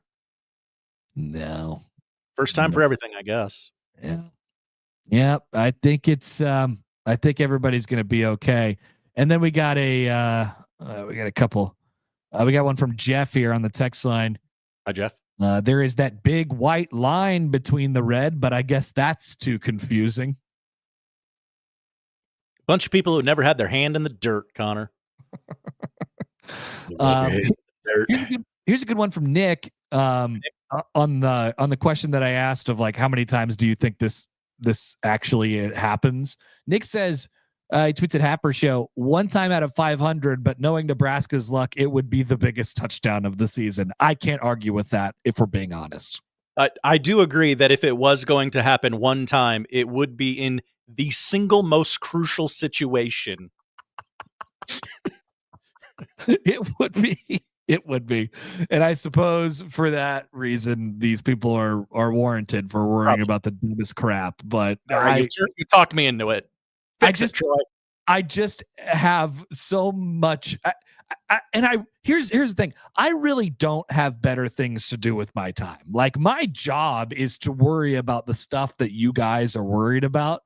But so I was going to say like, oh, I really just don't have enough time on my hands to care about this. Like I do. I'm supposed to care about this. But the problem is you can't convince me that this is a significant problem in my life right now. And I don't have a lot of problems in my life. I'm looking for problems, Josh. I'm trying to find them. I'm looking up and down. I got no problems. I got a positive attitude and a great outlook on life at the moment. I potentially am going to get to see the baseball team that I have done the games for this year end up in the NCAA tournament. What a thrill that would be. Or it could end in horrific fashion considering we are playing these games at a ballpark that is for 13-year-olds. But guess what? I'm not worried about that at the moment because I have better things to worry about, which is nothing. So let me ask the question this way. If that were to happen, some player got confused by the boundary line and was at the 12-yard line instead of the end zone like they thought they were, and it cost Nebraska the game. Do you want to host that big red overreaction, or do you want to stay very, very far away from it? Nope. I don't want to. Nope. I don't want to talk about that. I don't know what kind of big red overreaction I want to host, but definitely not that one, because people would be calling into the show and they'd be saying, well, I told you guys that this was going to happen on May 22nd of 2025. And they'd be sending me all their tweets. Look, I even said it in the moment. I knew that this exact thing would cost Nebraska a significant game. But what they wouldn't recognize is that I told them at the time, hey, look, I know that there's a possibility that you could be right. I'm just going to devote my brain to other things. And then they'll say, well, I can't do anything for you. You just must not care enough. You must not care. And I'll say, you might be right. I don't care as much as you do. I didn't know if just, that's a show going in like, okay, I can just turn the phone on and I don't have to deliver a take of my own for the entire duration of the show. Yeah. I didn't know if that helps or is just annoying. They were, I think, annoying. We're very, very concerned about the lines. Text from the 402. If Scott Frost was the coach, it would happen 499 times out of 500. Yeah, maybe. Maybe, yeah. Bad things seem to happen to that guy. It's almost like the bad things are the results of a bad process throughout the week and off season and all of those things. It's kind of weird how that works. Best week of practice ever every week. Yeah, maybe that wasn't true. Josh, you have sent me something. Would you like to explain the tweet you have most recently sent me? I was hoping you could explain it to me because I didn't play the audio. Oh, here's what it says. It's a tweet from the New Heights podcast, which is a podcast. We love the New Heights podcast, don't we? This was tweeted about 20 minutes ago. It's a podcast, of course, featuring Travis and Jason Kelce. I haven't played it, but the video will be Travis Kelce talking about something, and the headline of the tweet is Cincy versus Nebraska, New Heights versus Bussin, eats on like Donkey Kong. Hello. Please, God, someone explain this to me. Well, it appears as though as Cincy and Nebraska head to Arrowhead for their week 1 contest, that several luminaries will be in attendance, like the Kelce brothers, who host the New Heights podcast as their alumni of the Bearcats, and Will Compton and the bus. They'll take it down to Arrowhead for Bussing with the Boys, and they'll have a podcast off or something in the video. The vertical video, they use the wrong Nebraska logo. That's an outdated logo. Talk about Nebraska versus Cincinnati, and then there's a phrase uttered in here that says, they talk about Will Compton sending them a tweet to, hey, let's hook up at Arrowhead and do a podcast together. You son of a bee, you're getting my piss hot. That is a phrase uttered by Travis Kelce. Couple of things. dating fame. Couple things. First of all, how many podcasts and radio shows are going to be emanating from that general parking lot in 4 months? All of them. Yeah. This is not good. Secondly, what do we do with Taylor Lewan now that he's been canceled for wanting to change the N on Nebraska's helmet? I mean, he's got to hold that L and just have Husker fans yell at him about that forever. So, and in 12 years, he'll go, really? You rubes haven't forgotten that? And we will say, yes, we have not. He's cool again if he just puts on if he just says GBR against Travis and Jason Kelce on August 20, whatever that is. I would think so. Yeah. Okay. All right. Just make so we have selective memories, right? We have sometimes extremely good memories, and sometimes selectively we have horrendous memories, which is great. Yeah, there's a lot of F words in this clip. I don't know if they're edited or not. So, okay, probably almost for sure not would be my guess. Yeah, yeah. So that's another reason why people should be excited about the game.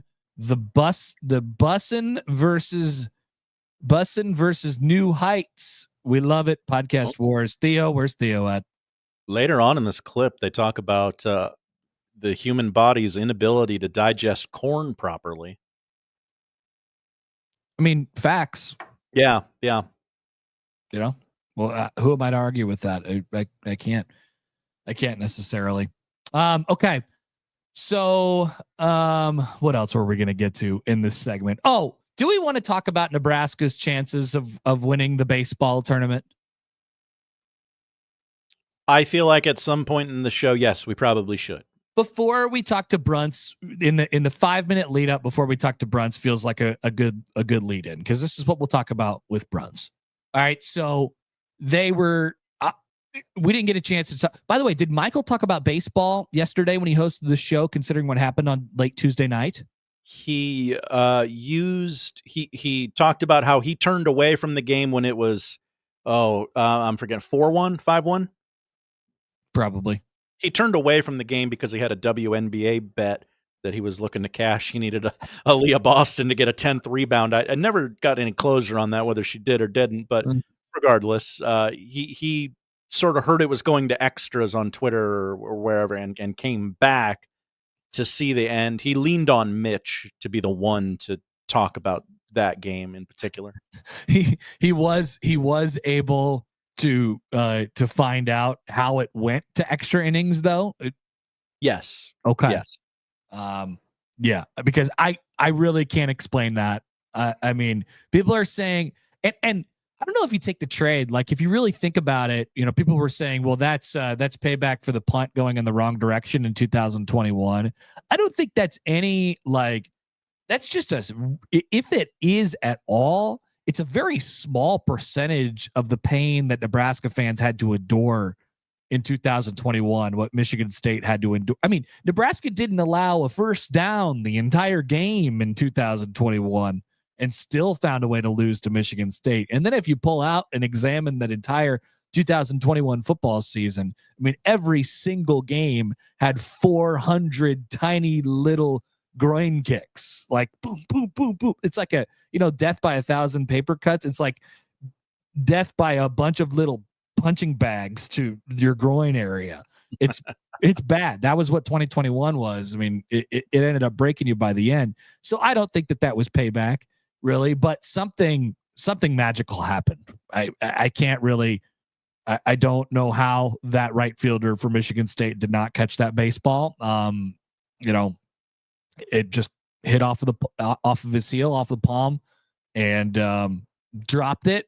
Nebraska scored and went on to win, and they remained alive. They remained alive in the Big Ten baseball tournament, because if they would have lost, they would have played a meaningless game against Oregon on Friday. So instead, now that game will be meaningful. It will have meaning. That's right. No matter what happens between Oregon and Michigan State, that game is today, right? No matter what happens between Oregon and Michigan State, that game will be meaningful, and the Nebraska-Oregon game will have meaning tomorrow evening when they play each other. So, with that being said, I can't rule out a run. Just as I said at the beginning of this tournament, I cannot rule out a run for Nebraska in this tournament. Now, same thing goes as it did on, going into Tuesday night. They got some stuff working against them. Oregon is going to be playing one meaningless exhibition game before this in the Big Ten tournament. Nebraska had to use its closer for an extended period of time. But with on the other hand, like, you are going to have 3 days rest. Like, you could bring pretty much actually, I think you'd probably be able to say you could bring everyone back, like all hands on deck. Ty Horn didn't pitch long enough in that game for him to be ineligible to pitch in this game from a pitch count perspective. So, like, you can, and we'll talk about this with Brunts, but like, you could bring everybody back. And in tournament style baseball, it's one game. Can they do one game 3 games in a row? In a row is the question, right? Just get out of the pool. Just get out of the pool. They've done. They've done. And then it's a crapshoot. They've done one game in a row. Can you do it 2 and then 3 and then 4 in order to win the tournament? I mean, that's what you'll have to do in the competition. I guess if you're thinking ahead about what you're gonna, being able to win the damn thing, Oregon will be the toughest team you play. They're the best team in this thing. So there you go. There's a look at the bracket if you're watching along with us on YouTube. Thanks, Josh. So Nebraska and Oregon will play each other in the quasi quarterfinal game. Totally don't look at this if you don't want to have a brain aneurysm or something like that. So, like, be careful. It's bad. Yeah, it's really difficult. Nebraska, if they win against Oregon, will play the winner of Washington and USC. If they lose, they'll be done. And if they win the game against Oregon and they get that game against Washington, USC, you get the winner of that game. USC is like a bubble adjacent type of team, right side of the bubble at this point. Washington probably comfortably out of the field. Nebraska win that game, you go to the final against likely UCLA, UCLA or Iowa. But there you see the advantage for Iowa, being able to do what they do and not have to really be concerned, simply because they got a top 4 seed from the regular season in the Big Ten tournament. So that worked out to their advantage as well. Josh, do you have an update for me, by the way, on this on the game going on right now? I'm not paying attention at all. I apologize. UCLA defeated Michigan 7-5. Okay. With interesting jerseys, things that are called stirrups that I had to teach Jacob Padilla about. Yes. I'm interested tonight to see how does Oregon play it tonight? Like you need the pitching for tomorrow more. Like what do they do? Like you got to get through the game somehow. There's one thing that's working for Nebraska here in this meaningless exhibition game today. It's the fact that Oregon is a borderline top 8 national seed. And when you're bringing in the idea of borderline into the conversation, it means that your margin for error is small. So if Oregon takes a loss on a neutral field to Michigan State, it could be the difference in them being a top 8 seed or not a top 8 seed.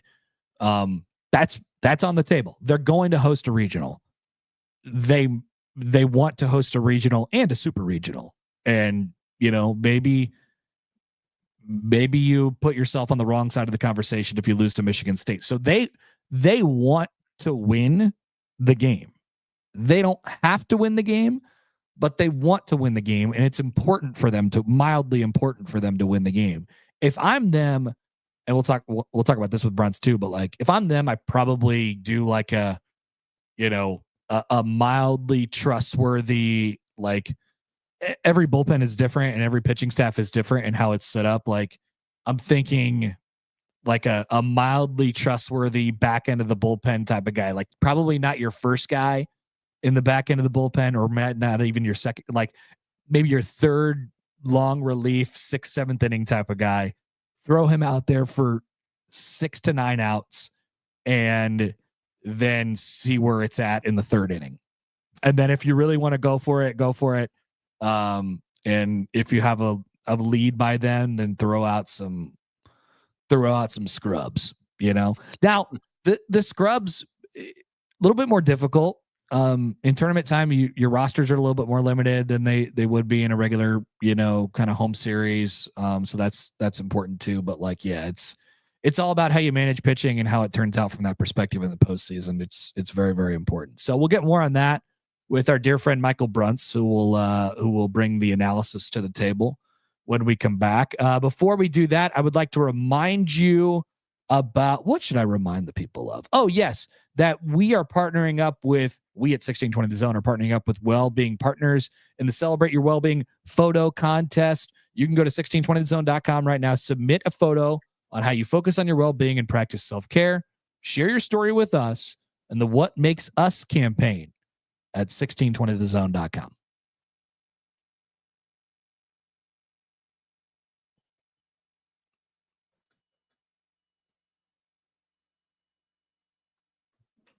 BP time.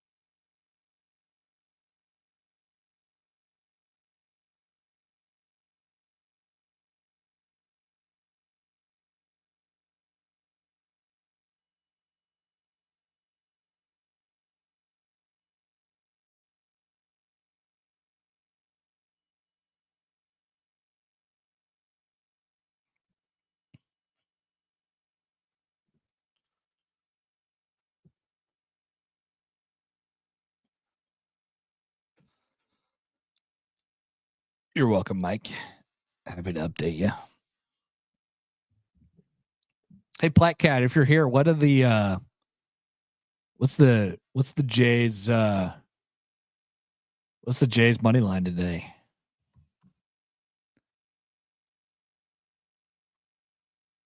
Just curious. Probably be a mild underdog, right?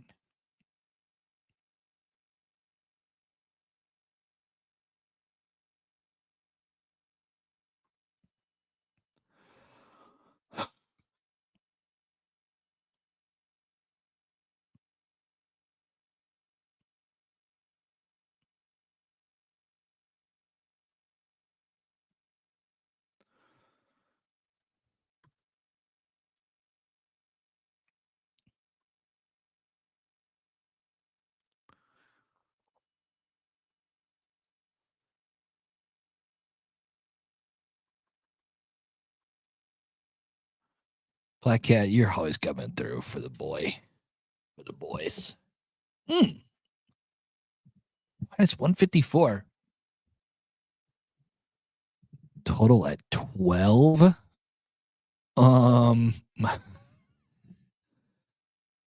I mean, I don't think there's probably been I don't think there's probably been very many games played at that park that have gone under 12.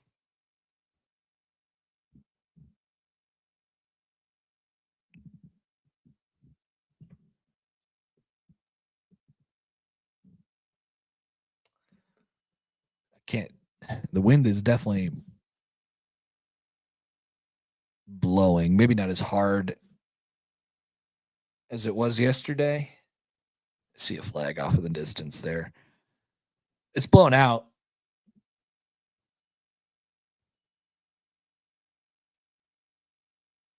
Not quite as hard as it was yesterday, I guess. No, I would never do that, Josh. I would never do that. Not going to do that. I said I'm curious.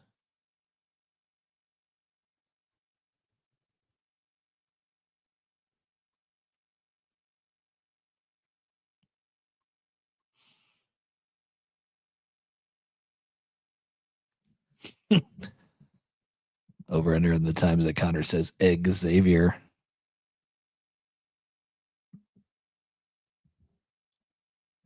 I could throw away. Broncos country. Let's ride. Breaking news. Michael Bruntz. This is the second time that breaking news has happened right when I come on the show. That's a good life lesson to be learned in all this. If you're going to give somebody over $100 million, make sure they're not weird. Michael Bruntz, Husker 24/7. Yeah, we're joined now on the Prairie Flyer Casino Zone Hotline by our good friend Michael Bruntz of Husker 247. Hello, Michael. How's it going? It's going good. I'm in a hotel in Mason, Ohio, so life could not be better. They got a sports book there? I don't know. Not in the hotel, but I'm sure somewhere in Ohio. We know for sure that they have at least one in Ohio because they have one at the Red Stadium, which the Alabama coach went to that one time. They got hot action on college baseball there, I understand. So you can by. Don't bet too much. It might raise some flags, though. That's what I would say. So are you how much would you have to wager to raise some flags about Big East tournament baseball betting? Oh, I think I bet the threshold would be pretty low. Yeah. $50? I don't know if it's that low, but it'd be pretty low probably. It'd be my guess. Yeah, I think you should explore that though. That would make your stay in suburban Cincinnati worth it for sure. Yeah, it would definitely make it more interesting. So, Brunts, are you making your way down to the ballpark on Nebraska's off day to just get some scouts, or are you staying in Lincoln? I'm at home. I'm perfectly capable of scouting from my couch with some of these games being played today. So I will not be at the ball yard, but I will be there tomorrow night. So Oregon has an exhibition today, before they play Nebraska tomorrow. How do you play it if you're the Ducks, knowing that you want to win the Big Ten tournament and you want to put yourself in a position to do that, which would only mean beating Nebraska tomorrow. The Michigan State game is not important in that result. However, they do have a national seed kind of on the line. Hard to say it's a 1-1 if they win or lose the one Michigan State game, but every game makes a difference. Like, how do you play it if you're Oregon today? Yeah, that's the rub. I think you probably save your Friday guy for Nebraska. I don't think you're throwing like a midweek guy against Michigan State, but I think you have to be looking forward more so. I think my sense is the national stuff. I don't know how much it would actually swing by dropping a game in pool play. Like I don't think you'd be penalized for that too terribly. So I think I would just kind of set it up as though Nebraska is kind of the next game, and going and making that run. I mean, I think that's probably the most prudent thing to do. And I mean, I guess how motivated is Michigan State going to be in this game is probably a big question. And I think you probably could throw any number of guys in that game, being Oregon, and probably feel okay about your chances. Brunts, in I don't know how much you've talked to people about this, whether it's from around, not that the other schools bring a whole lot of media or anything like that, but it's mostly just Nebraska media at an event like this. But like, anything stick out to you in any conversations with coaches or people involved with the tournament and talking to them about the format and as this thing has gone on this week? Yeah, I mean, I think the conversation is going to be had after the season's all done about the direction they want to go. The reason that they chose this path is because they wanted to protect the top seeds, and it's just the challenge that you have in a 17-team conference and trying to play some kind of a tournament of how you want to go about that. I mean, you can either protect your teams with buys, which is what the ACC has moved to, gone full single elimination, or you do it with tiebreakers. I mean, that's kind of the currency that you have in setting up a tournament and trying to protect those teams. I mean, I think you have to have the regular season matter in some form or fashion. It's just a matter of how you want to go about that. I think for the Big Ten, what you kind of need to decide is probably most years you can count on getting 3 teams in, but what format allows you to have a team potentially play their way into the tournament? I mean, Michigan, I'm sure, would love to have another opportunity to come through the losers bracket and potentially play their way in. That was a team that was kind of, on the ones to watch list going into the Big Ten tournament. I think Iowa's probably in that same ballpark as well. So, I think, it's one thing to kind of talk about it in a conference room. When you're in the off season, it's another thing to kind of see how it plays out once you actually get into the season and things, fall where they do with RPI and resumes and stuff like that. So I think they're open to it, open to having those discussions. And, we've seen other conferences too, that have done it a particular way, decide that they want to,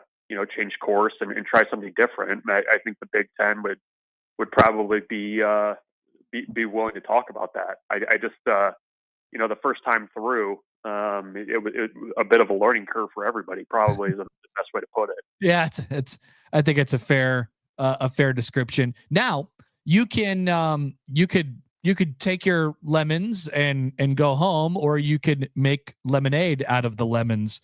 I think the Big Ten should just turn basically today into experiment day, and maybe throw out some new rules. Make them all 7-inning games or something. All the games that are of no consequence to the tournament, still play them. Have the team show up and stay, but do something different with them. They should do like a Savannah Bananas type of thing with today. Hey guys, sorry that you lost your opening round game, but here, meet your robot umpire. This is what we're gonna do. Yeah, I'd be okay with that. Just completely different set of rules and see how it goes. I mean it's a tough spot because I even wonder like if you were running into an issue with weather and you were still trying to get some of the pool games in where a team's already basically been eliminated. I mean, do you just say like, look, we're going to prioritize this game over here and get this one in first? I mean, I don't know. I mean, we were kind of talking about that in the press box before Tuesday night's game that, whoever lost that game was just basically going to be sitting around Omaha for, 2 days having to wait. So, yeah, it's a tough spot. I mean, I think that's been the biggest thing is just like, how do you avoid having games that just have no bearing whatsoever on the rest of the tournament, aside from just forcing the top 4 seeded team to use some pitchers that day? I mean, because it essentially turns into like a midweek, waste of a game. From the Nebraska standpoint, Brunts, outside of maybe feeling like they got a nod from the big man upstairs on Tuesday night, how I mean, it didn't turn out. I mean, Nebraska was always going to have to kind of piece it together from a pitching standpoint this week. How do you feel like things set up for them against a team that's going to have all their best bullets tomorrow? Yeah, and it's as funky as the format has been, I mean, it actually helps Nebraska a little bit with having a few days in between, because I think they probably used Timmerman a little bit more than they would have wanted to. They probably used Broderick a little bit more than they wanted to. They used Christo, but I mean, all 3 of those guys are, pitchers that you would on a normal weekend you would probably expect to see twice anyways. But you're getting a couple days rest in between here, which I think helps them there. Again, for Friday, it's going to be all hands on deck. You're going to hope that whoever you choose to start, Nebraska has not announced their starter yet, as far as I know.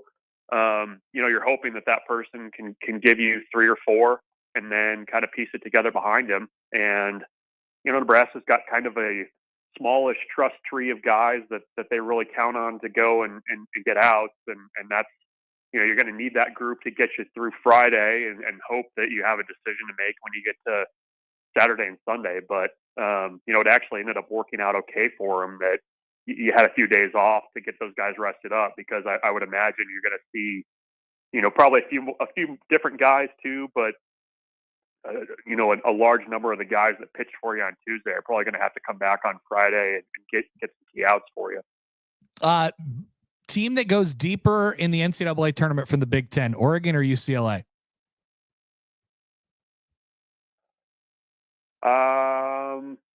I would. I'll lean Oregon. I think they've got a little bit more pitching and a little bit more offense. And I think that's probably the direction I would go. I love UCLA's lineup, but it feels like Oregon's been just a little bit more of a dominant team this year than maybe what UCLA has been. Yeah, it's those two will be the banner carriers, and they'll be wearing a Big Ten patch at their own. Likely, UCLA is they're in the hosting conversation, right? I know Oregon certainly is. Is UCLA in the hosting conversation? I haven't paid attention close enough.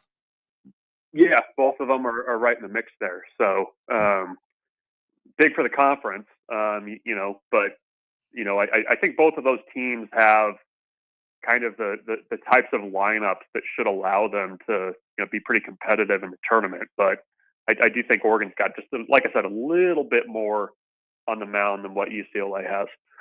All right, Brunts, good to talk. You could enjoy that scout from your couch today. Talk to you later.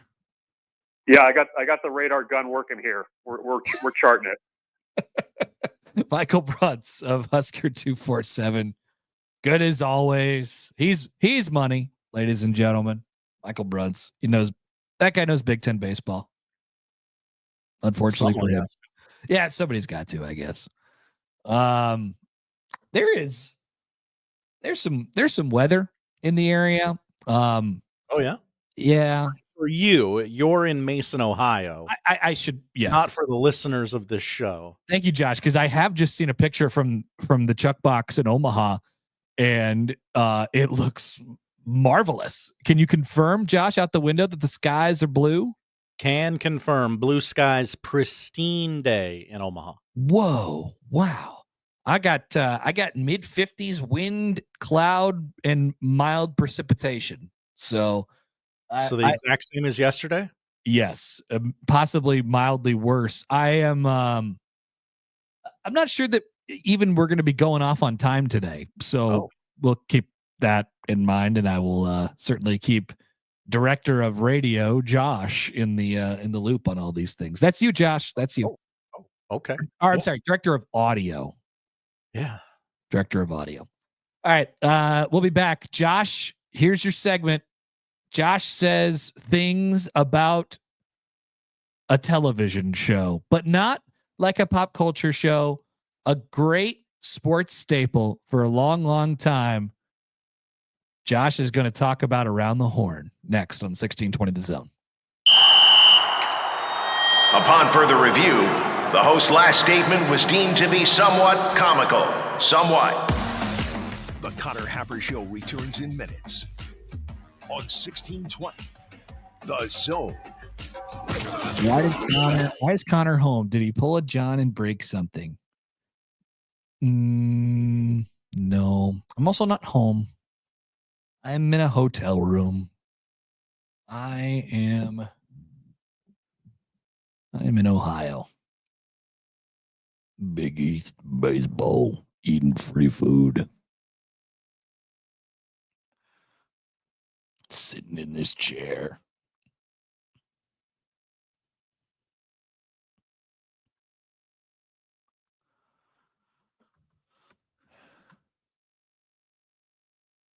Oh, that's gotta be okay.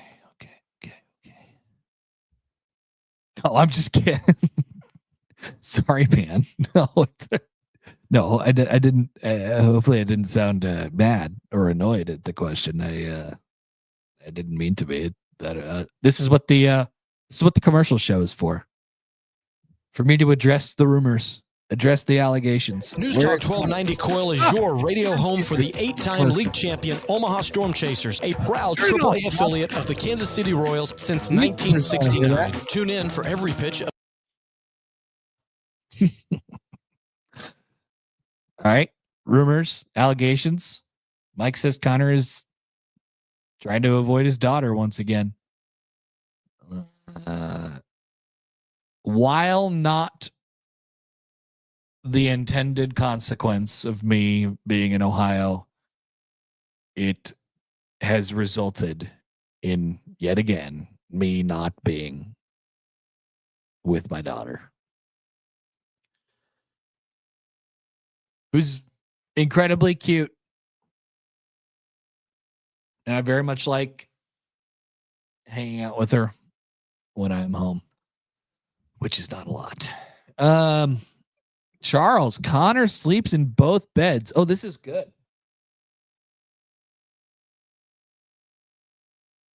Maybe I'll talk about, no, because I got to let Josh do it. Josh, how long is your thing about Tony Reale? 6 minutes? He's typing it in the private chat right now. 6 minutes. Oh, is it like a pre-recorded? You can just shake your head, yes or no. I can see you. Okay. All right. Yeah. Okay. So it's pre-recorded. 6 minutes. Now I'll address it here in the comments. Connor sleeps in both beds. I considered it. I slept in the. So when you're looking at, when you're walking in the room, the beds are to your left. I slept in the left bed last night. Which bed would you have chosen if you were in my shoes? Left bed or right bed? The reason I slept in left bed is because the right bed is kind of over my shoulder here, and you can almost see it. Well, I'm not on the screen right now, but you would almost be able to see it. And so I didn't want the bed to be messed up while I was on the stream. I'm always thinking about you guys.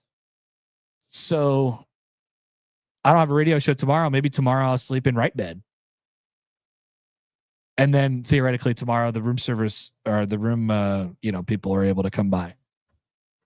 The maids, what do we call? Is that inappropriate these days? The housekeepers. The housekeepers. Josh is not here to cancel me or to uncancel me during housekeeping.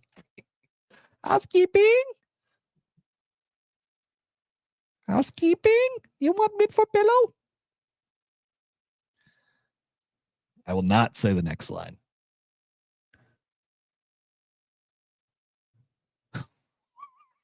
What kind of hotel is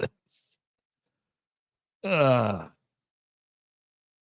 Need sleepy. All right. For the Connor Happer Show here on 1620 The Zone. As usual, we devolved into the commercial break show into quoting Tommy Boy. Yeah. Well, was that or Dumb and Dumber? That's what you're missing if you're not with us on YouTube. Charles wonders if the do not disturb sign is on the door. Yes, it is. Yes, it is. They will not be coming to knock during this beautiful, beautiful radio program. That more in the commercial shows. But Josh, I'm gonna sit back and I can't wait. I have no idea the tenor and the tone of this. I am extremely excited to hear what you have to say about a beloved, now nearly departed television show from ESPN. Go ahead. I'm actually incredibly nervous about how this is going to be received because it's very serious. Oh, it's not a bit. It's a Tom Rinaldi style essay on Around the Horn. If you don't like it, just don't say anything. Okay. I'm trying something. If it works, we'll do it again. If not, it'll be Wednesday Trends Day. If you guys are mean to Josh, I'll kill you. All right. I'll say it right now. I will kill you. All right. Josh, go ahead and play it. Friday afternoon marks the final episode of Around the Horn on ESPN and the end of Tony Reali's nearly 25-year run on ESPN. The former stat boy got his start working on PTI and charmed his way to the hosting position on the worldwide leader's second longest-running afternoon program. The finale will mark Reali's 4,395th time hosting the show. That's more episodes than Oprah or David Letterman got for their respective programs. I've been told that sometimes the point of my ramblings can get lost, so I want to be crystal clear about the point of this segment on the front end. The world needs more Tony Reales. He hosted the show with an inordinate amount of grace and humanity not seen on what we affectionately refer to here as the chit-chat shows. Shows normally devoted to who can shout the loudest for 30 minutes became a place that showed journalism may evolve, but it'll never go away. Zagging when the other shows got louder, Around the Horn got deeper. Tony would inject his trademark heart into the show slowly over time. His first episode as full-time host occurred the day after Super Bowl 38 in 2004. YouTube didn't exist then, but it does now. And if you go back and watch the episode, you'll see topics covered such as LeBron dropping a career high at the time, 38 points, Adam Vinatieri's place amongst clutch athletes, and of course, the biggest story of the day, Janet Jackson bearing her breast to the world.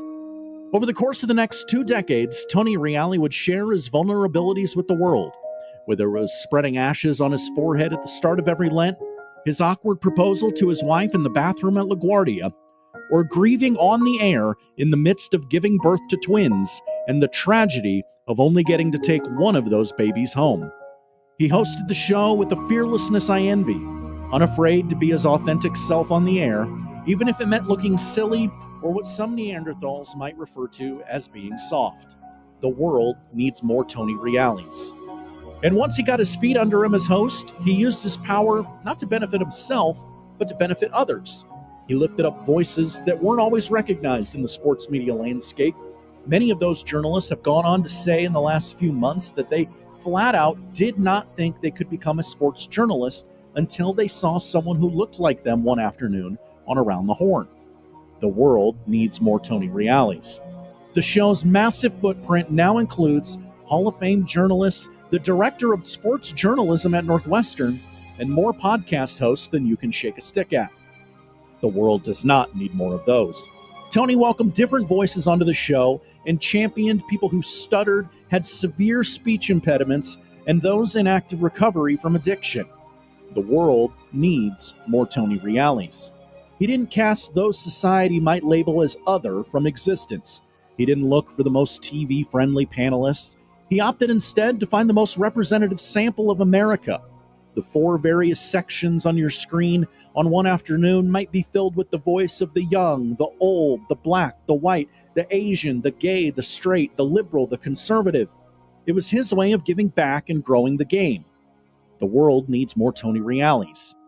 When a new panelist joined the show, it was Tony himself who reached out over the phone with details on how the production of the show works, the ins, the outs, and he answered any questions the new panelists may have before coming on to ESPN for the very first time.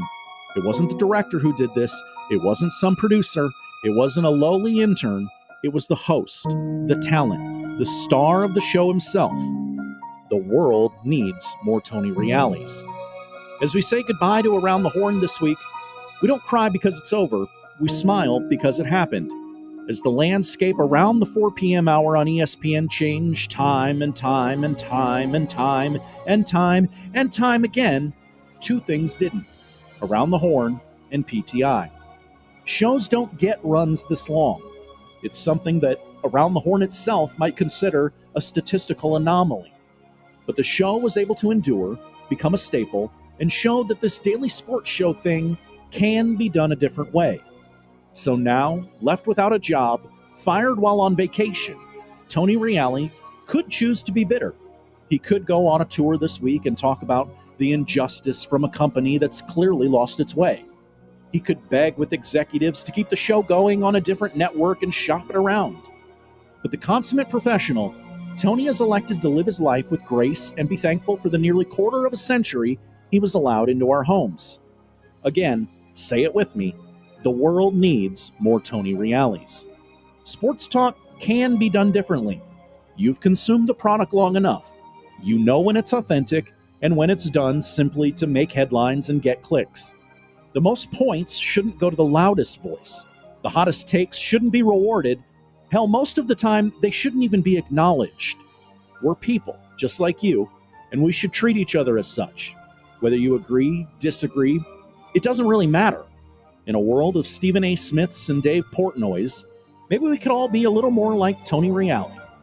Connor, back to you. Wow. Check out Josh's Substack on movies, by the way.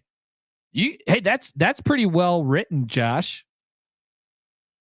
Are you guys messing with me? Because a lot of people are saying that was good. No, they really like it. I really liked it. I thought it was really good. I didn't know that there was much to know about Tony Reale, to be honest with you. I think he's a good dude. I also didn't. Well, clearly you think that I didn't know that. I that's never how I thought that you opened my eyes, because that's never really how I thought about that show. But it is amazing. It is amazing how he's been able to kind of stay above the fray and just do that, show quietly and successfully by, people who know what they're looking at and watching on television for such a long time, and be revered by so many in the it goes to show that if you do it with the right intention, like you said, for long enough, people will realize that at some point. Maybe, hopefully, it doesn't take as long to recognize that as it seems to have in this case. But yeah, well done, Josh. Excellent. Thank you. Hopefully it doesn't take everyone 25 years to realize that Connor and Josh are also pretty good dudes. That's what this is about. Somebody's going to do a 6-minute vignette one day about Josh. I can't wait. You should do somebody who's like in like 5th grade right now. You should do it. You should do it about yourself. Oh, good bit. And then we'll finally figure out, oh, that's what he was trying to do. Okay. All right. Producer Josh ran for mayor to make Omaha better. And he didn't even have to win to make it happen. Yes, he affected real change in the world. All right. We'll be back 1 o'clock hour. I suppose we've gone 3 hours and we have yet to talk about the stupid on 3 thing. The stupid on 3 is going to be on unsportsmanlike conduct, so maybe we don't even have to talk about it. As Josh Peterson would say, great get Nick. Excellent job. Back after this on 1620 The Zone. Tony Reale sucks. Now that would be funny if you actually thought if Josh actually thought that he was like the worst guy or something.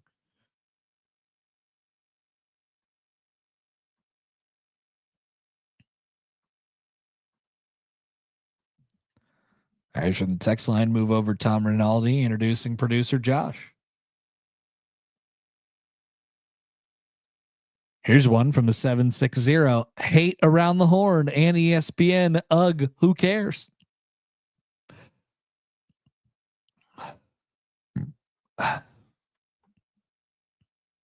Sorry, I just burped into the microphone.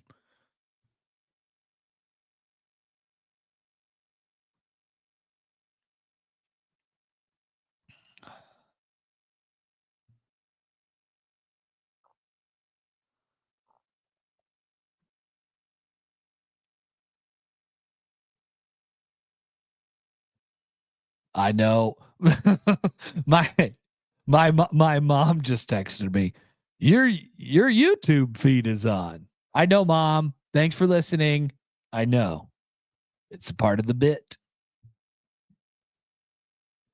The truth is, Mom, I could say whatever I want on YouTube and it doesn't matter.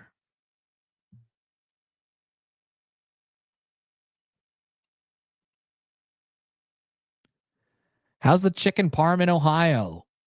Haven't had it. I've only had free ballpark food.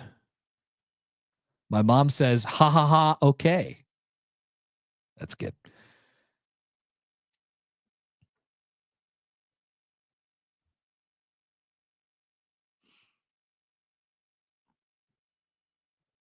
Did Tony Reale invent the faux hawk, not the fro hawk? I don't think Tony Reale's ever had a fro.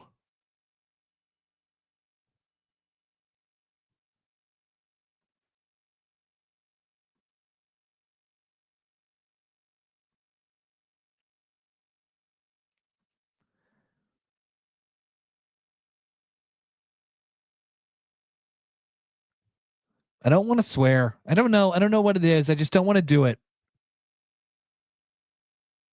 Because then I'll get, here's what'll happen. If I just randomly just drop in the F word or something like that, people will on 3 it. They'll just on 3 it. And they'll just be like, did you hear what this guy said? He said the F word and nobody seems to care. And they wouldn't realize the context in which it came in. Very interesting.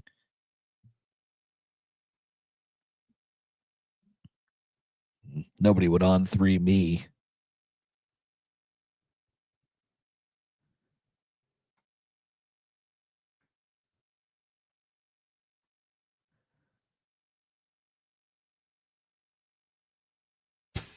Let's get back to the Connor Happer Show on 1620 The Zone. Here comes the clown.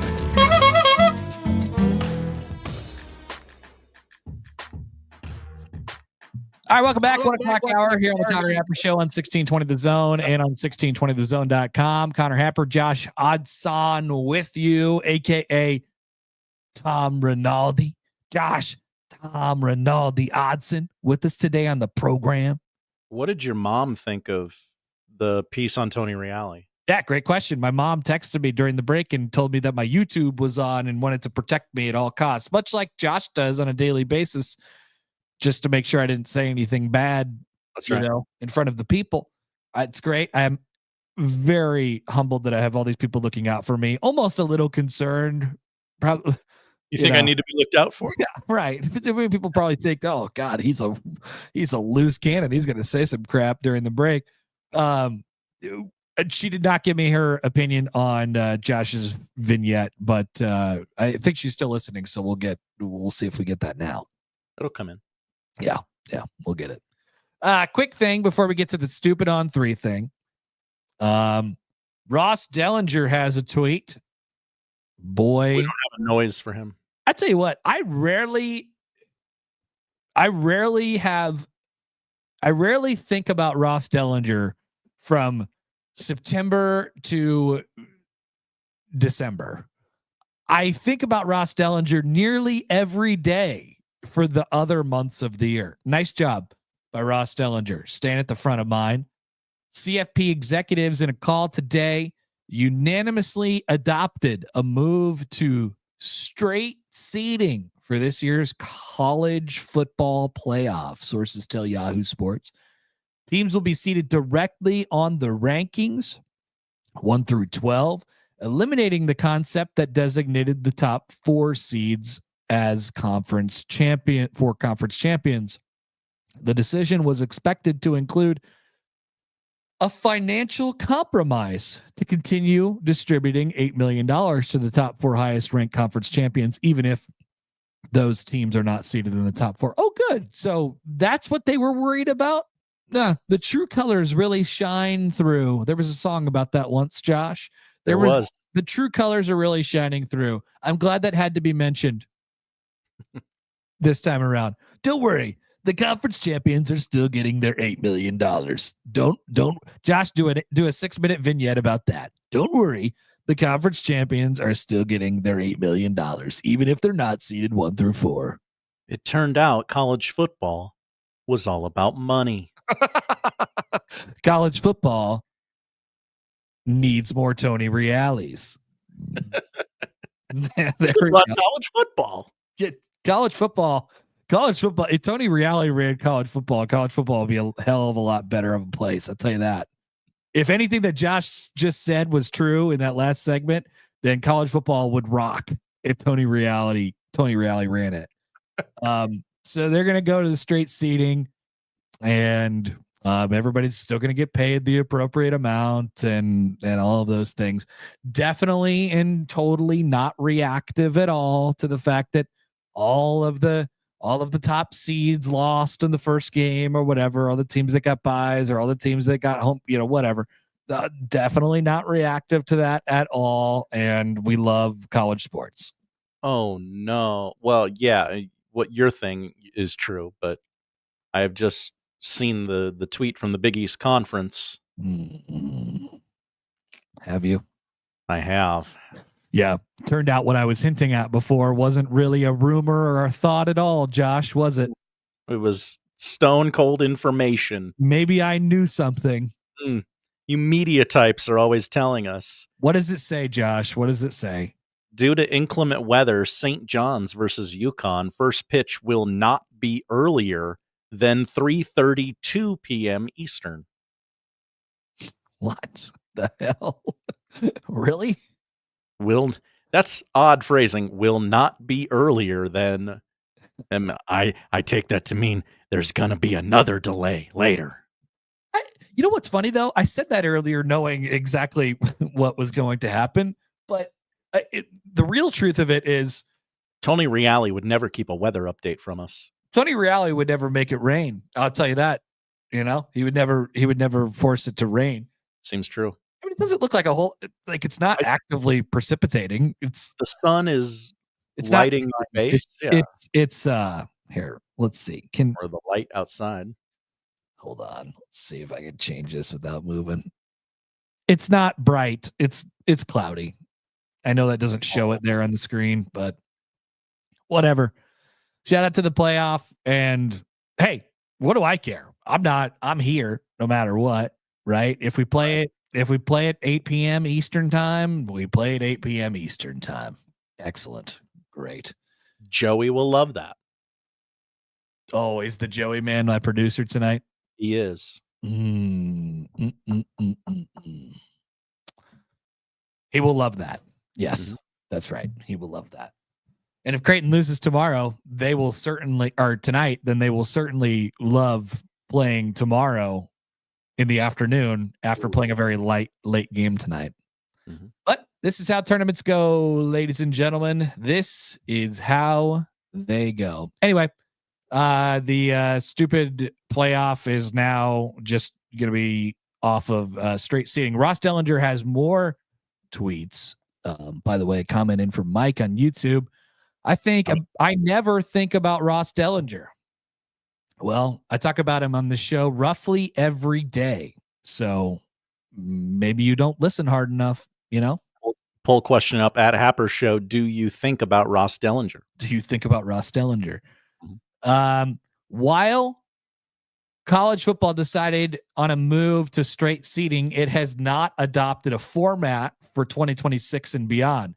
The Big Ten and SEC, which control the future format, are supporting a 16-team playoff that grants each twice as many AQs as the Big 12, the old 4-4-2-2-1-1 situation that finally the other conferences spoke up about last week and said, actually, we hate this, and I can't believe they're allowing them to do that. Well, they may have spoke up just in time. Big 12 and ACC officials have offered alternate models, including a 4-4-3-3-1. Josh, what is 4 + 4 + 3 + 3 + 1? 8 + 6 is 14. That's 15. Okay, that was my math too, and I was like, "Well, that can't be right." Why are we doing? There's got to be a 16th team in there, right? Are we doing a 15-team playoff? We'll do pool play in the CFP. What is going on? Why are we doing a 15-team playoff, including a 4-4-3-3-1 model and a 16-team model, similar to the current format, but with 4 more at-large spots? Though talks continue, there is little support for those from Big Ten and SEC ADs and presidents. As I reported in February, says Dellinger, the 4-4-2-2-1 model began gaining steam among the Big Ten and the SEC meeting rooms. It triggers a domino of moves. The SEC going to 9 games, season-ending play-in games for college football playoff AQ spots, and Big Ten SEC scheduling agreement. Dear God, I'm going to stop caring about this. I think I'm officially incredibly annoyed with this topic. But the great dovetail of this is everyone then has to tweet the exact same news. And then the second tweet is Connor's favorite. Here's what the graphic would have looked like with last year's teams seated in this year's format. That is actually the worst tweet that exists. You're right. Thank you for remembering that I hate that so much. I appreciate that. The world needs, if the world could trade all of those out for Tony Reales, then we would be in great shape. He would never tweet a fictitious playoff bracket or clicks. Poll question from the 402. Do you listen hard enough? All right. That's going up. Yeah. Put that one up there. At Happer Show. Old Man Doug comments into the show. Hello, OMD. This is via text, by the way. Josh could never work at Equitable Bank as he never answers the phone. Yeah. Josh, do you have any comments on the phone? While I have not been ignoring the phone, I have been looking over here. Usually, and not Connor towards the phone. Usually, Josh helps Connor, but in this specific case, Connor helps Josh when he's in the room, and it's just, even though that we have mechanisms in the room that are supposed to tell Josh when the phone is going off, he needs somebody else to mildly and lightly inform him. An almost tap on the shoulder of sorts. And the phone is ringing, sir. Yeah. I usually am there to help him with that. I don't know. Maybe hundreds of people have called in today looking to get on the show, and Josh just hasn't seen any of them. Maybe Tony Reale heard my essay and said, I got to call this guy. Yeah. Jeff writes in on the text line, Bobby Newport has never had a real job in his life. That's what Josh did with Tony Reale right there. I did. J-Man, Josh O not answering the phone on any ring, not just on the first ring. I would be really bad at Equitable Bank. Not answering the phone on any ring. First ring? What if I'm with a customer? What if I'm in the bathroom? You got to have multiple phone answerers. There's got to be a person dedicated solely. Your job, no matter what is happening, is to answer the phone on the first. What if two people call at the same time?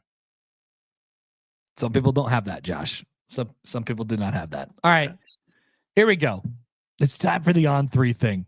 Josh, yesterday I was doing a 4-hour-long baseball game, and my senses were inundated by a variety of different things. And I began to, in the afternoon, receive text messages from a variety of different people. And I would, just like barely look at social media for like a second. And during that time, it appeared that Matt Rhule had said something of great significance. And I thought to myself, oh God, what podcast did he go on this time? And that's all I knew about it for a long period of time, really until later in the night when I got back here and started to put things together for this show. And I looked into it, and it was true. Matt Rhule did say something on a podcast, but the something was a joke, inconsequential, and a week ago. And so, correct me, maybe you have the order of operations here, or maybe not. But from what I was able to put together, the general timeline is this. On 3 does a clickbait aggregator tweet about how Matt Rhule said there's supposed to be 40 teams in the playoffs. He was joking. And then Ari Wasserman, who works for On 3, who is joining Unsportsmanlike Conduct today, grabbed the tweet. He works for On 3. So he took the On 3 tweet and said, hey, something to the effect of, hey, if you want to, I hate when coaches say crap like this. If you want to make the playoff, just get better. Right. Which it's hard to disagree with. I very much agree with that sentiment, for the record. I actually just I wasn't seeking it out. I stumbled upon that exact tweet. It is right in front of my face right now. Read it. It is a 25-second clip of Rhule talking to Sip and Sean, and Ari sends it out and says, I wrote about it extensively here after watching the clip. Instead of soft comments about college football playoff reform, how about Matt Rhule and others just get better, with a link to the story. Great clickbait tweet. And then we go through the process of, I wrote a column about this. Look at the column. And also it's accompanied by the sort of grabby sentence of just get better. Husker fans begin to become enraged at this point. They're very angry, and they're like, this is out of context. What happened? I mean, this is unbelievable. At which point Ari said, did you read my column? This is classic. This is classic media person behavior. Did you read the column? That's not what I said. But Ari, it is what you said in a tweet. And then the column was not quite as harsh as the tweet and leveled with Rhule. And by that point, people are too enraged and they're too angry and they're wrapped up in their own thing. And at which point the final, I believe, piece of this story, the final arm, is that Ari Wasserman said that he had a great conversation with Matt Rhule. And if you would like to know more about that conversation, you can listen to it on a podcast that I'm about to do. To which I said, holy crap, bravo. I mean, that is an entire day and an entire fan base which you have worked up into a sweat. All because of the aggregator clickbait tweet. I mean, it's amazing. It paid off.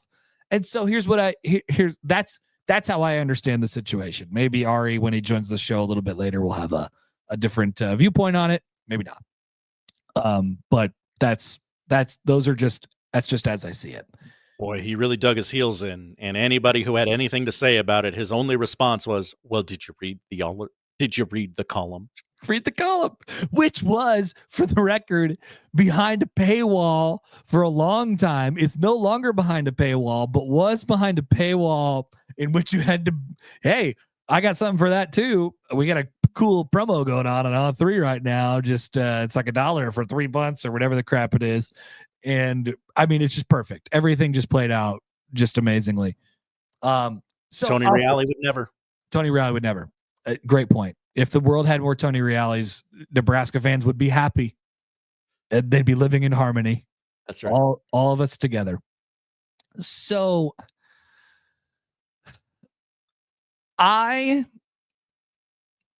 when crap like this happens, I understand Nebraska fans feeling as if they are being picked on. Because that's what you hear a lot from Nebraska fans. You hear like, what do you mean? Like, why does Rhule always get picked on? Why does Nebraska always get picked on in this situation? I understand that because there was a tailor-made story for Ari Wasserman or anybody to pick at this week in the context of coaches not wanting to play big games in big series. You know, the whole get better thing. It's runs exactly parallel with teams wanting to get out of these non-conference series. It runs parallel to that. It's a very similar conversation. And so here we have it, an easy to pick on coach, Lincoln Riley at USC, who's trying to get out of a series with Notre Dame that has been going on for 100 bleeping years. And that was not the bait that was selected by the aggregator clickbait Twitter account today. Yesterday. It was the other one from a podcast from a week ago that was set in jest and as a joke. Sorry, go ahead. I once again, I'll level with you. I get it. I really, now you don't have to use that all the time. Oh, well, everybody hates Nebraska. They just try to rile us up because they know they can rile. Yes, of course they know they can rile you up. Why do you think it happens all the time? But I understand. I'll level with you a little bit. And I understand that people feel as if they've been picked on around here. And so one of the notes from the On3 aggregation of the story, to backtrack a little bit, a lot of those have been community notes that Matt Rhule was joking when he said this. Yeah, it's a good thing to have out there. So and to just dig your heels in on, well, if you didn't read the column, you can't talk to me. And even if you did, if you read the column, you would know my thoughts on everything. Like, just to dig your heels in on, no, we're getting not just clicks, we're getting subscriptions off of this. We're using this to drive money into our coffers.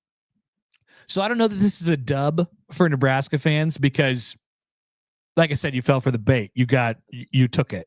At the same time, it's pretty clear bait, right? And it was called out in that situation. So I'd be curious to hear Ari's viewpoint on this coming up on the show today. Yeah, very interesting to see what he, like, how much behind the curtain does he go into.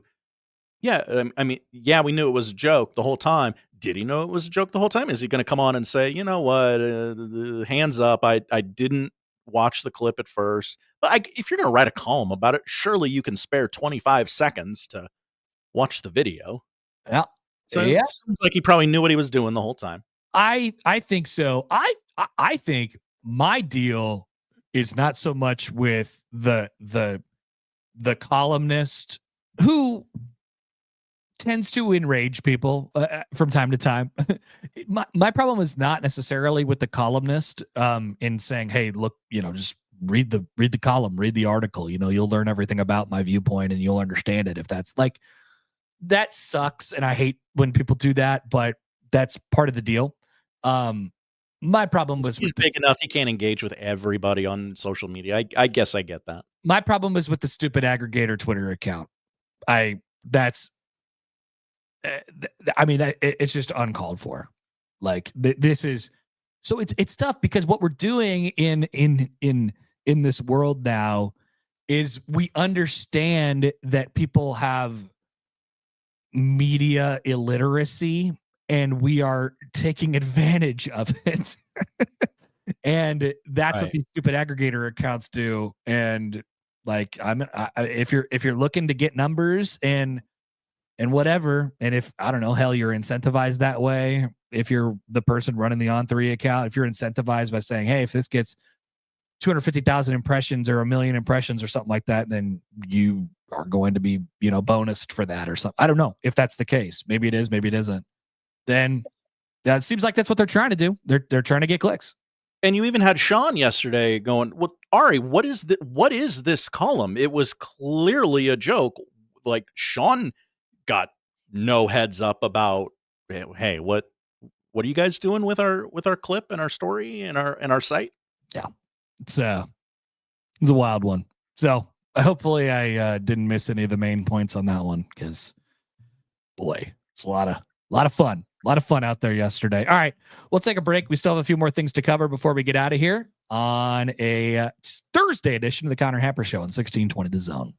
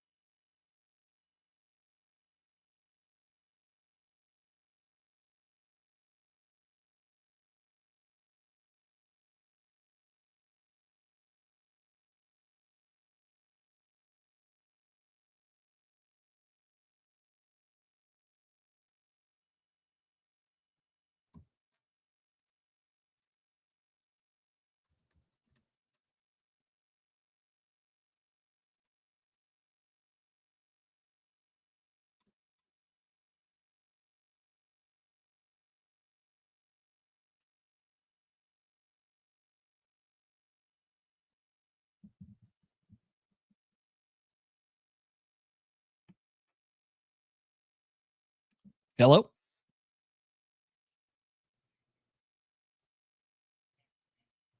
Okay.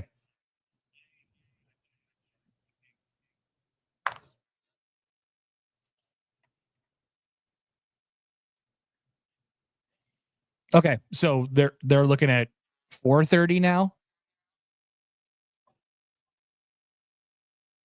Okay. Cool. Sounds good. Yep, they know. Yep. Thank you. See ya.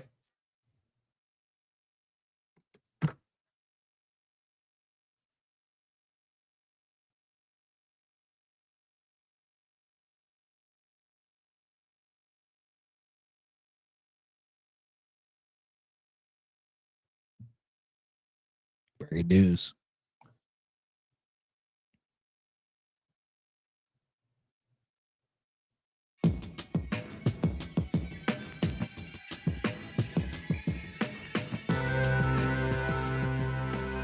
Poll question from Old Man Doug on the text line.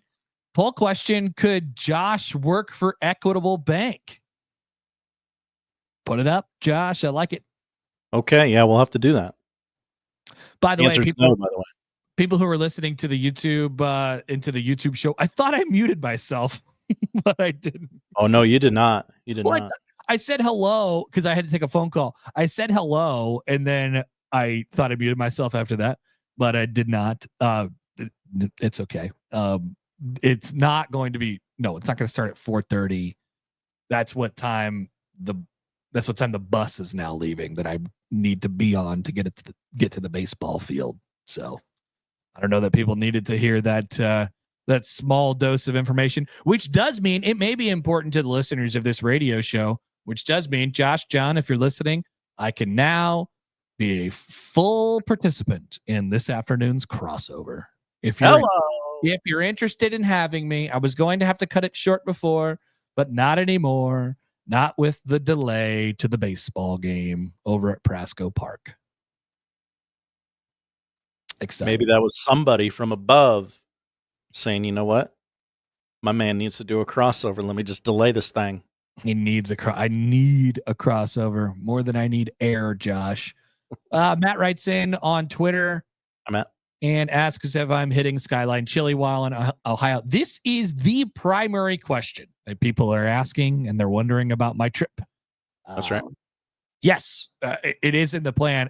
Like I said, at the very least, there's a safety net built in where there's one at the airport. Now, Asian Joe made a point earlier and said, wait a minute. So your backup safety net option is to eat a bowl of spaghetti cheese chili before you hop on an airplane. That's right. That's right, Josh. It will also. There is also a good chance, Josh. I'd call it there is not a very good chance, but a good chance at this point that if that does come to fruition and I don't find a bowl of Skyline chili before we leave, that my first ever bowl of Skyline chili will be consumed on my birthday, which is Sunday. Happy birthday to you. Oh, it would be a happy birthday indeed, Josh. It would be a happy birthday indeed. Prayers to the people on the airplane following the chili. Right. Travis. Yeah, for sure. A quick follow-up or two to the stupid on 3 thing. Kyle writes in on Twitter. Hi, Kyle. Rhule is always making the rounds on talking head shows. He makes himself fair game. No, I mean, like, don't get me wrong. He does. He does make himself fair game, but this is not an instance in which he deserved to be ripped to shreds. I mean, we can call him as we see him on that one. Is he the kind of person and the kind of coach in college football who, when they say things, they tend to make some waves? I don't think Rhule has ever been really afraid to speak his mind on how he thinks the game should go, or how he thinks the where his team is being wronged, and where his conference is better than the other conferences and stuff like that. Yeah, absolutely. He is a target for that, but not here. He didn't. Yeah, this one was a little past, I think, that target. He definitely had to go to somebody in the office yesterday afternoon. Like, wait, what are they saying? I said. Why is Ari Wasserman calling me right now to have a great conversation? I don't know. Maybe we'll find out. Mm-hmm. We'll find out a little bit later. All right, Josh, time for some weekend predictions. Let's do a couple of these before we leave today. We didn't even get to the SP Plus or the coach rankings today. I'm very proud of us. We did a stand-up show today, Josh. You were worried. I was concerned. Do I have enough things to say? Of course I do. I'm a sayer of things. Because we won't be here tomorrow. We'll be doing best of shows tomorrow, some good interviews from the past. And then Monday will be some good crossovers or just funny segments. Some bits. I have an opinions. We grunted something the other day. Okay, very good. That'll be in there. Yeah. Oh yeah, grunt the NFL schedules. Excellent. Odd news, poll questions. So that'll be on Monday. We won't be live on either Friday or Monday. So we'll take an extended weekend. Thank you for allowing us to do that. Not having a mutiny because we're not on the air. I get it. You could call us soft. That's fine. We're gonna be soft for a day or two. We're gonna take one for us. Tuesday we'll return. When we return on Tuesday to do our radio show, Josh, the Connor Happer Show, will Creighton baseball be preparing to go to a NCAA regional? Yes or no? Just will they go to a regional? Not will they win the Big East tournament? Nope. Will they win a regional?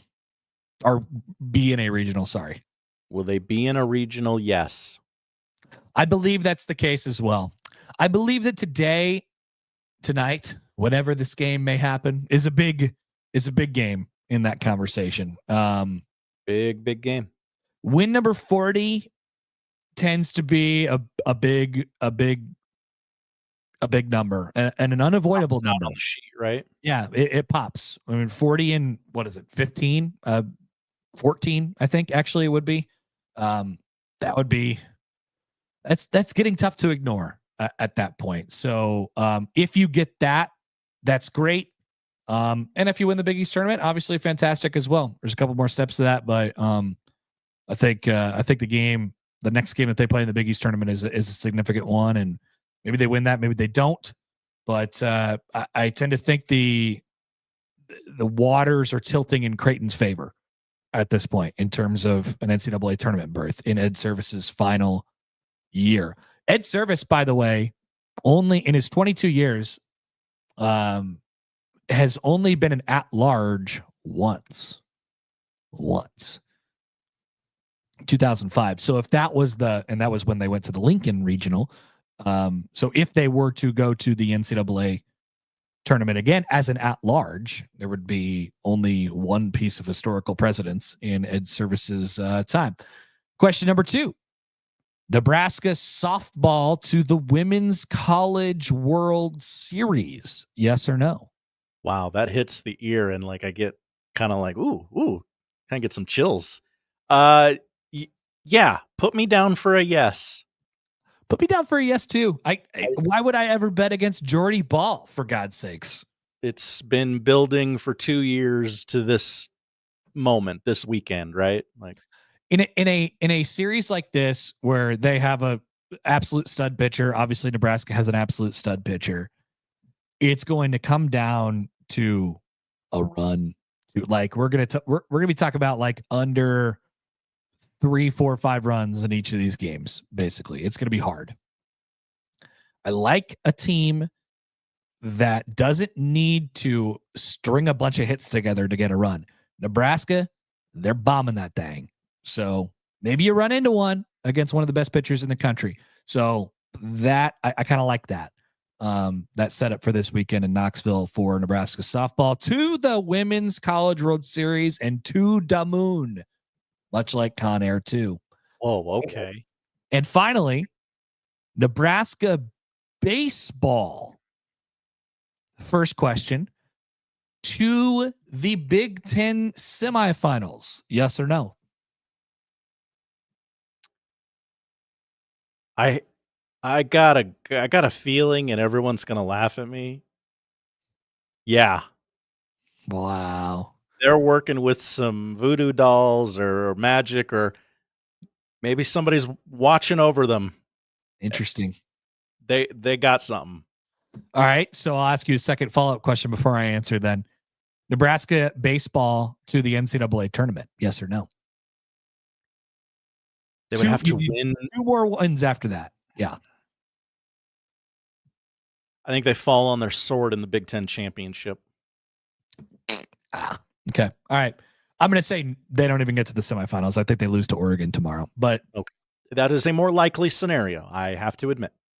Hey, I thought they'd lose on Tuesday, and if that ball doesn't pop out of that mitt, they do.